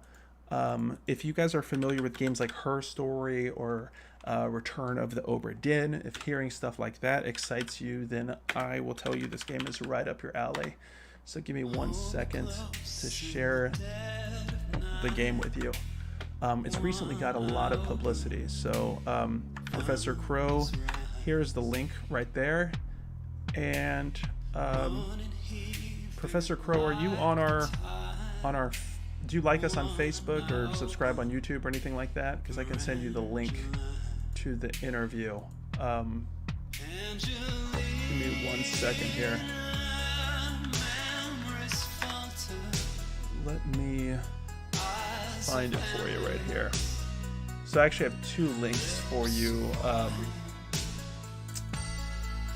Professor Crow. I'll give you an interview showing I'll give you a link showing the interview with the creator of Family, and then I'll also give you a link for the discussion we had on Indie Game Club. So let me do that here. Oh, I'm Capitan, by the way, on there. You are on Facebook? Okay. So this is the interview on Facebook. And I'd love if you don't like us already on Facebook, I'd love if you took a moment to like and follow and all those things. That truly means a lot to us. So that was the interview with Tim Scheinman, the creator. And then this is the next link. Okay. It says it's previous to the one I sent 30 seconds ago. How is Twitch blocking stuff from my own broadcast? I think it's maybe because I'm logged into another thing. Hey, Psychic, thanks for the follow. I really appreciate it. Hope you're enjoying the discussion and the games we're talking about.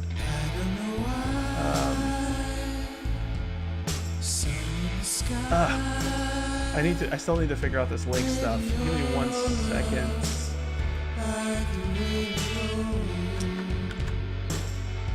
Professor Crow. Let me switch out real quick here. Oh, whoa! It was a subscription. Hey, you know what? Thank you, Psychic. That means a lot. Thank you. That really truly means a lot. All of this stuff, we're fairly new to all this stuff, so we really get excited when other people enjoy these types of conversations. Links are being blocked. I think that's a feature that I've accidentally put in here. I wonder. Found it on Facebook page, but the links aren't showing up here. Okay, well, I'm glad you found it, Professor Crow. Yeah, sorry about that. Doing all this multitasking here, so I'm glad you're able to find it. So definitely check out both. Check out the interview with Tim Scheinman. That was today, or today, meaning Friday. And then Thursday, we had Indie Game Club. Every Thursday, we discuss a new set of games that we play on Monday. So every Monday, we play through the set of games, like live stream, kind of like this. And then every Thursday, we have guests that discuss them. So if you enjoy indie games, like want to discover this type of stuff, and want to have like deeper conversations like the stuff we're doing here, please, like and follow and all that good stuff. All right, we're going to continue this a bit here. And I also want to recommend the designer Tim Scheinman's other game that's kind of like an espionage game. It's called The Remains of Richard Fleming. Only about half an hour. A deduction game like a multimedia deduction game that requires you to read text and audio logs to try to piece out together like who the traitor was, the saboteur, all this stuff. Really cool stuff. Okay, folks, I think we're about to complete this village here.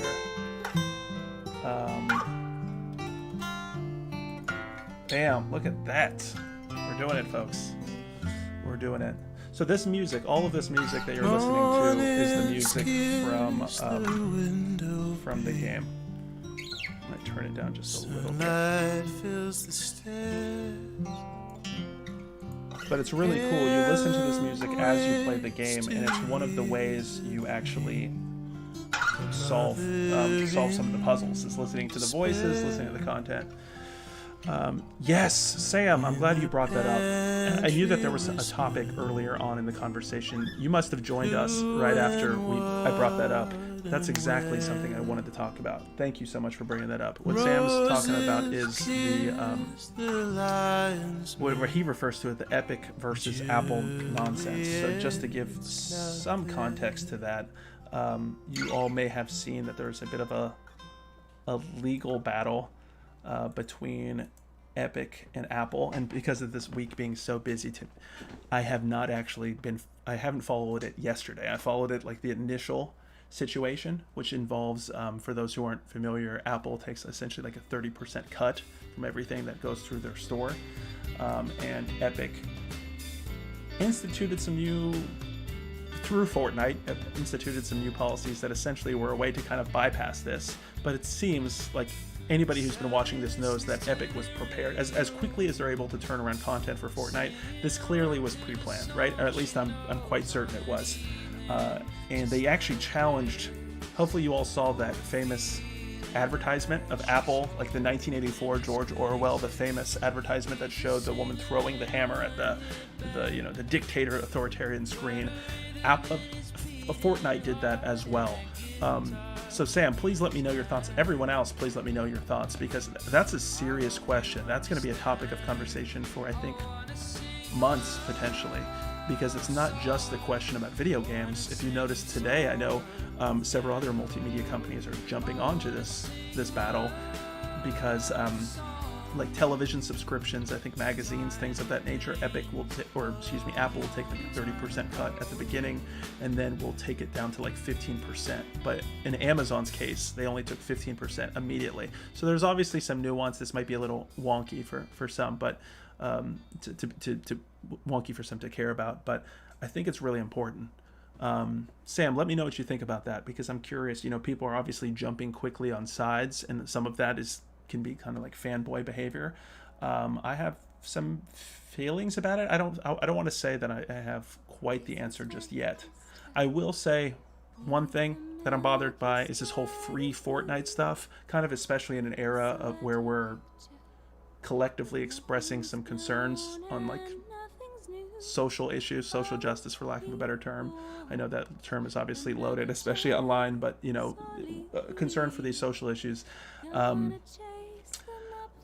I am a little worried about this kind of use of like free Fortnite as if like this is like the struggle of our times. It is legitimately a legal question and a competitive question, right? Should Apple have a monopoly? It truly does have a monopoly in this case.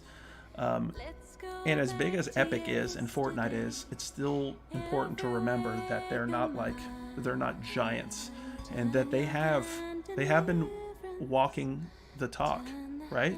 Epic Game Store takes 12%, if anybody remembers. That's a stark contrast to the 30% Steam takes. So let me know. I know you guys have been delivering all of this, some good questions and responses. Or if you're not interested in this, let me know about that as well. Or if you think one side is right and wrong, please throw that in the chat. All right, I'm going to do this. Build a group of 24 fields. Let's see, what do we got here? This might be a good way to bridge both of these. No, I don't want to build here because I want to connect these cities eventually.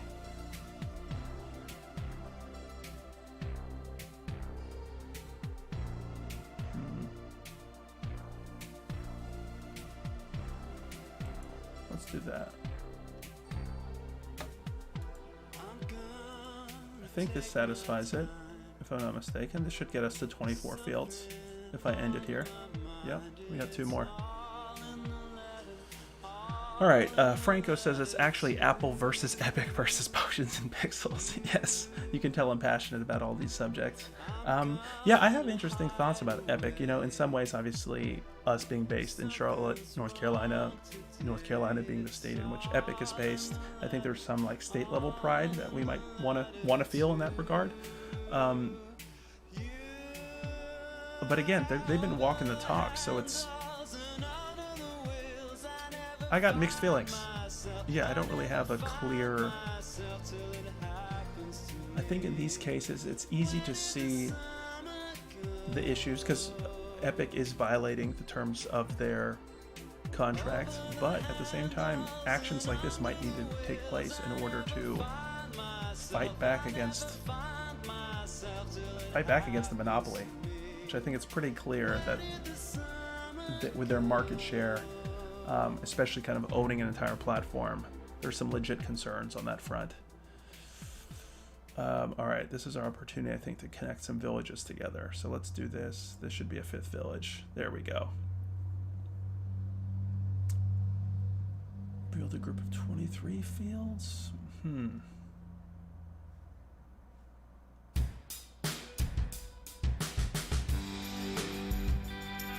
All right, Sam, what you got? You say, I guess I don't really feel like I can take a side. On the one hand, 30% is a lot. On the other hand, how does Apple make money for its services? Yeah, good question. I'm venturing to guess that one of the bulk reasons why Apple weren't they recently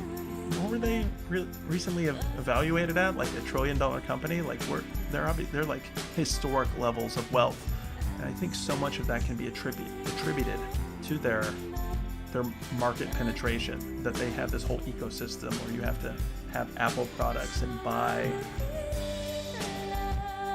through their stores, and they get a cut of everything, to the point where, yeah, even like the behemoths like Amazon have to play somewhat, even if they can get more favorable terms, they're playing by the rules of Apple. So that should be concerning for all of us, because at the end of the day, we used to root for stuff like this. I remember reading some article about a developer saying, when Steam first launched, the idea of 30%, and it wasn't even 30% before, but I think the idea of 30% was great. That was so much better to be able to reach your customers directly, digitally. That was great. And now it's like, 30% isn't sounding as good anymore. And so I think that's why you're seeing some more exclusives push onto the Epic side. And with Epic Publishing now covering like development costs and not even having like onerous requirements, like even pay those dev costs back fully if the game doesn't succeed. I've always been a Valve fan just because I remember in high school, like, obviously I'm a Half-Life fan. Half-Life is a monumental game personally for me, but I just remember reading people dismiss the whole idea of digital distribution, and nobody believed in Valve, and they no, not nobody, but they were kind of dismissed, and they ventured forth and created a new world, and I will always respect them for that.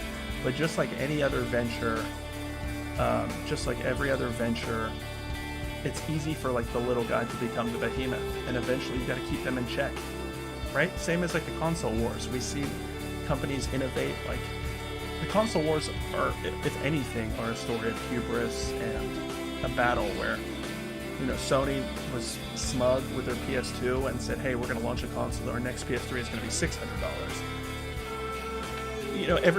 My point is that a lot of these companies, if you don't keep them in check or provide, it's market-based competition. If you don't have other opportunities and other solutions, they're going to get too comfortable, complacent, and ultimately they will not be consumer friendly. And if you heard any of my other kind of rants, you'll know that I think that the Xbox, Phil Spencer specifically, they're the most consumer friendly because they're not like at the top, and because they're aware of the future of gaming. They're the most forward-thinking of the big console groups, and certainly in my opinion, but I can debate that. Food Stamp says Half-Life 2 is overrated. AF? No, my friend, I don't think so. I don't think so. Honestly, I don't think it's overrated. I think the important thing to keep in mind about like the Half-Life franchise, or maybe my favorite game of all time, Deus Ex, those games, it's important to play them in the time they were created. That's very important. So it's really easy to play, like, to look back at these games and play them and say, I don't get why, Half-Life or Mario 64 or, any of these kind of games of that era, Metal Gear Solid, all the kind of amazing games we saw, Holiday of 98, StarCraft, Grim Fandango. I remember 1998 like it was yesterday. It's easy to dismiss those, but you got to remember about playing them at the time. And I think that's always an important part of the conversation is just keeping in mind the impact those games had at the specific time. Let's see, build a group of 28 fields. Maybe we can start connecting these villages together. Build a group. Oh, we don't have anything village. Everything's with trees. Village with trees. Oh, I bet if we can combine these two villages together, we could do some really cool stuff. In fact, guys, if I put this right here, I think fields with 23 trees. I think, can we do this? Build a village with 33 trees. Boom. There we go. We got a mega village here. So that was the soundtrack to Family. So definitely worth playing for sure. I will probably have to call it quits fairly soon here. Although I did want to play one more. Is there a way to save this game? Oh, what is up with these games not having saves? That is truly killing me. All right, let me do this train track thing one more time just to get a little more going on. 28 fields. Do we got to connect them? Oh, wow. 28 fields connected. So we need not only fields, but we need fields with trees. Build 6 groups of fields. Oh, boy. Oof. So that means we want to separate these fields somewhat. So let's do this. And I think we'll do this to connect these two together. Anybody else want to challenge Franco's point about Half-Life being overrated or not? We actually wanted to, Franco, you remember back in MagFest, we wanted to do like a show for you, like about games that are overrated. And I still can't, sometimes I can't tell whether you're being serious about them or not, or just trying to get a rise. But I'd be curious what other games you're thinking are overrated, because I think that's always a fun conversation. Let's see. What other areas can we do for train tracks? So I'm thinking mechanically the reason why they put these train tracks in here is just to force you to have some pieces that don't fit with everything else, right? Because there doesn't seem to be like a material benefit to having train tracks in the game. I imagine that's something that as they design this game further, and it's an active development, they will add to. But the from a mechanical standpoint, it prevents a player from just quickly like min-maxing everything, because you have to be aware of the alignment of pieces. And so most pieces you can play willy-nilly anywhere you want, but this one, okay, so I'm thinking, y'all, that you can kind of control the alignment by the side that you push it towards. So if you guys noticed, I pushed it here, yep, and I was able to align the tracks there. Why don't we end this here?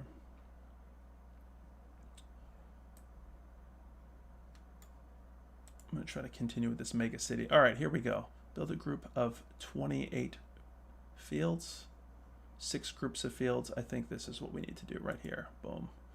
3 more.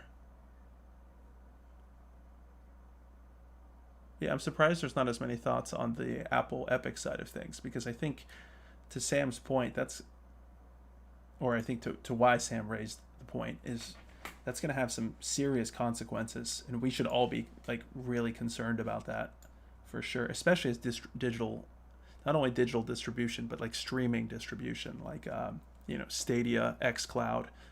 You guys might have seen NVIDIA's GeForce Now. Got some pretty stellar reviews on running on Chromebooks. That's pretty impressive for their subscription service. I haven't done a deep dive into that stuff, but that's pretty impressive to look at some of that tech. And that certainly is the wave of the future. I think there's kind of no doubt about it. Yes, there we go. You see that? What do we got? Build a village with 17 fields. Don't we have that already? I think we essentially do. I guess it's 16. Build 3 villages with at least 7 houses each. I think now we just have 4 villages. Okay. Build a group of 185 trees. Okay, I'm liking how this is ramping up though over time. Let me check something right here.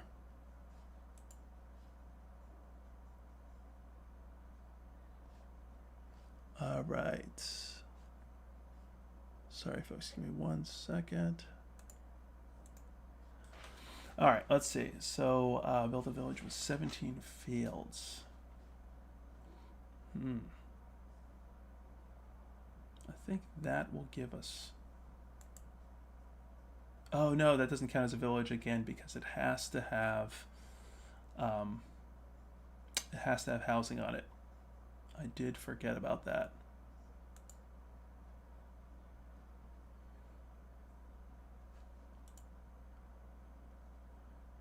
The nice thing about these trees is how easily you can get them to connect to one another.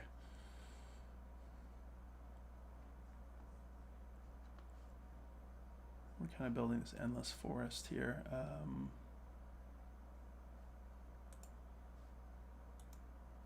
We are almost there. All right, so let's see. If we build, we should be able to get at least 1 quest here. Build 3 villages with at least 7 houses. So if we do this, won't that get us closer to there? Right? Because then we'll have.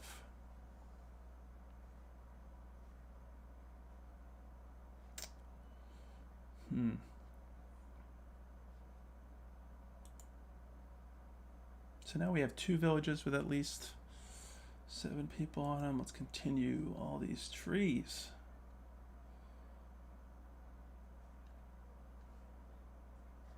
What do people think about this game? Does this interest you all? Like, I'm definitely interested in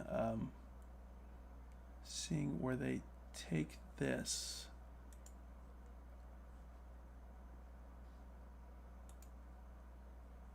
So we need another village here. Build 8 groups of fields.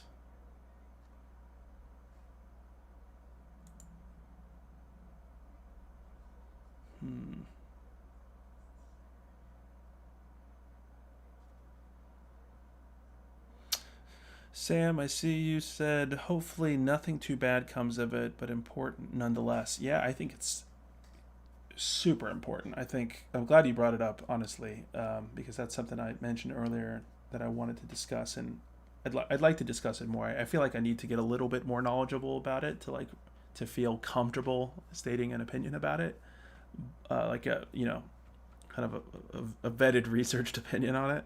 But I think it's going to have serious repercussions. So these are the types of things that gamers should be caring about, because obviously we love this hobby, and the business and game side intersects, and so it's really important that we, and even just from like a political social standpoint, like just being aware of these issues, because I think having like a healthy competitive market is important, not only just for consumers to get certain products, but also for kind of like from a free speech standpoint. I think I don't think that can really be overstated. Build a field with 17 fields. A field with 17 fields. So I think that will get me. Will that not get me there? Did I mess up, guys? Build a village with 17. Oh, they're not connected. I didn't connect the two. No. If I would have placed it over there, that would have made all the difference. Would have made all the difference. Build 8 groups of fields. Okay, I'm going to separate these fields at least. And add some more to this city. Sam, I see you said, I also wonder what Epic gets for games using Unreal Engine. Oh, I used to have the number memorized. So that was, they did a big thing about sharing that information. Not only is it free to use there's a interesting licensing agreement. You can like use it for free up until like your games earn a certain amount. They kind of changed up their licensing arrangement, but I want to say, if I'm not mistaken, and again, don't quote me on this, but it's something like 7%, because I remember even comparing the 12% that they take for the Epic Game Store compared to the 30% that Valve takes for Steam. The Unreal Engine costs, like kind of factored into that, still put it well below the 30%, relatively speaking. So it's something like that. I'll have to find a chart on that front to kind of see.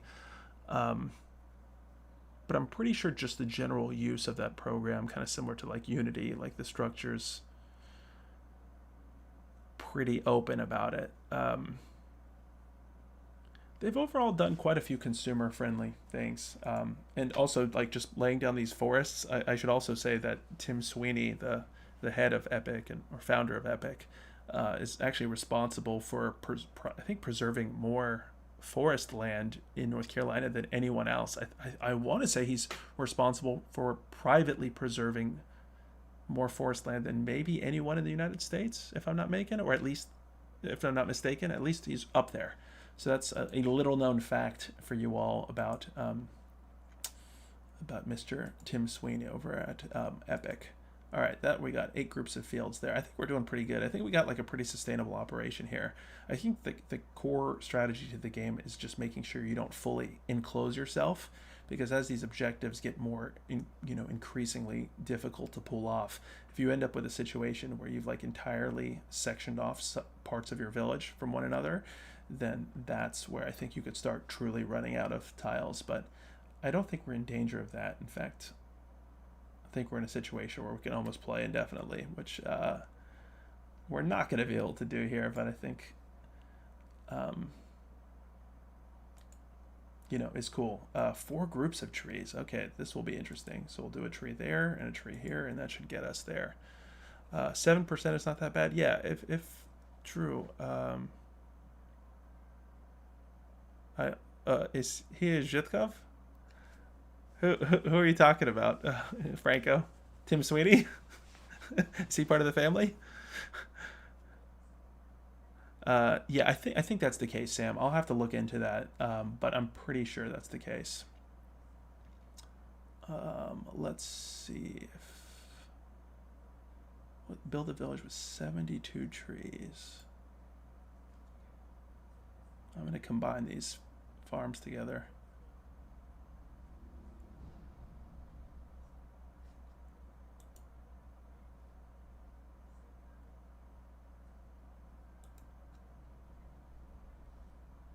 Alright, let's see here, because we should be able to do something interesting, right? Build 8 villages, right? Well, this will count as another village here, so let's do that. So now we have 5 villages. The village with 72 trees. I think if we can start combining, we're not going to be able to get both of these objectives at the same time here. Build a village with 17 fields.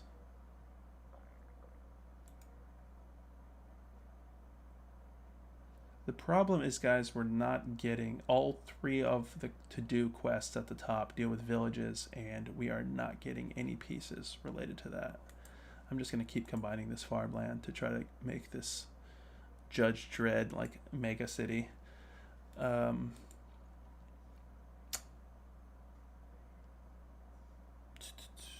see.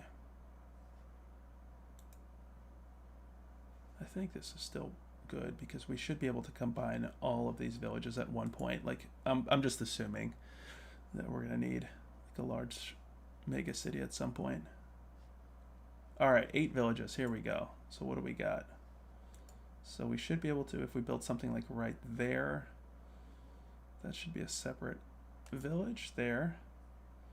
And if we built train tracks, the risky part of this move is just building train tracks to nowhere. That's the other part of it if you don't plan properly with the train tracks.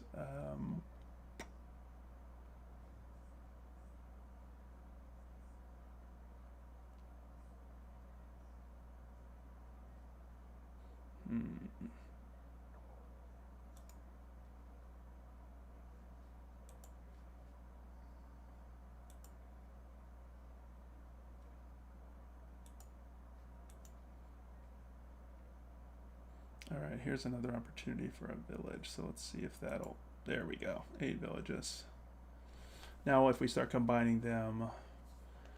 10 groups of fields. Okay, well I did a pretty bad idea then of combining these. Or at least I think it's a good idea. It's just long term. Might have some consequences here.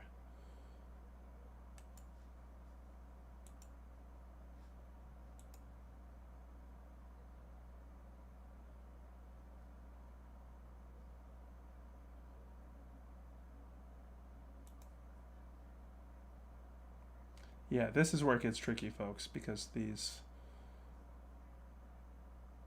combining these is... We'll do that.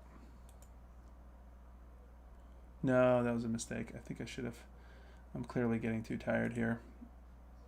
And I totally just accidentally put that one down. Alright, can we combine fields here?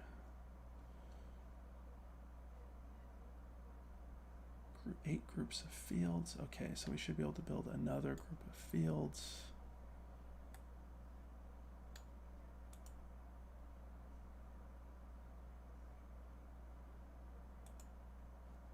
And this should get us there, folks.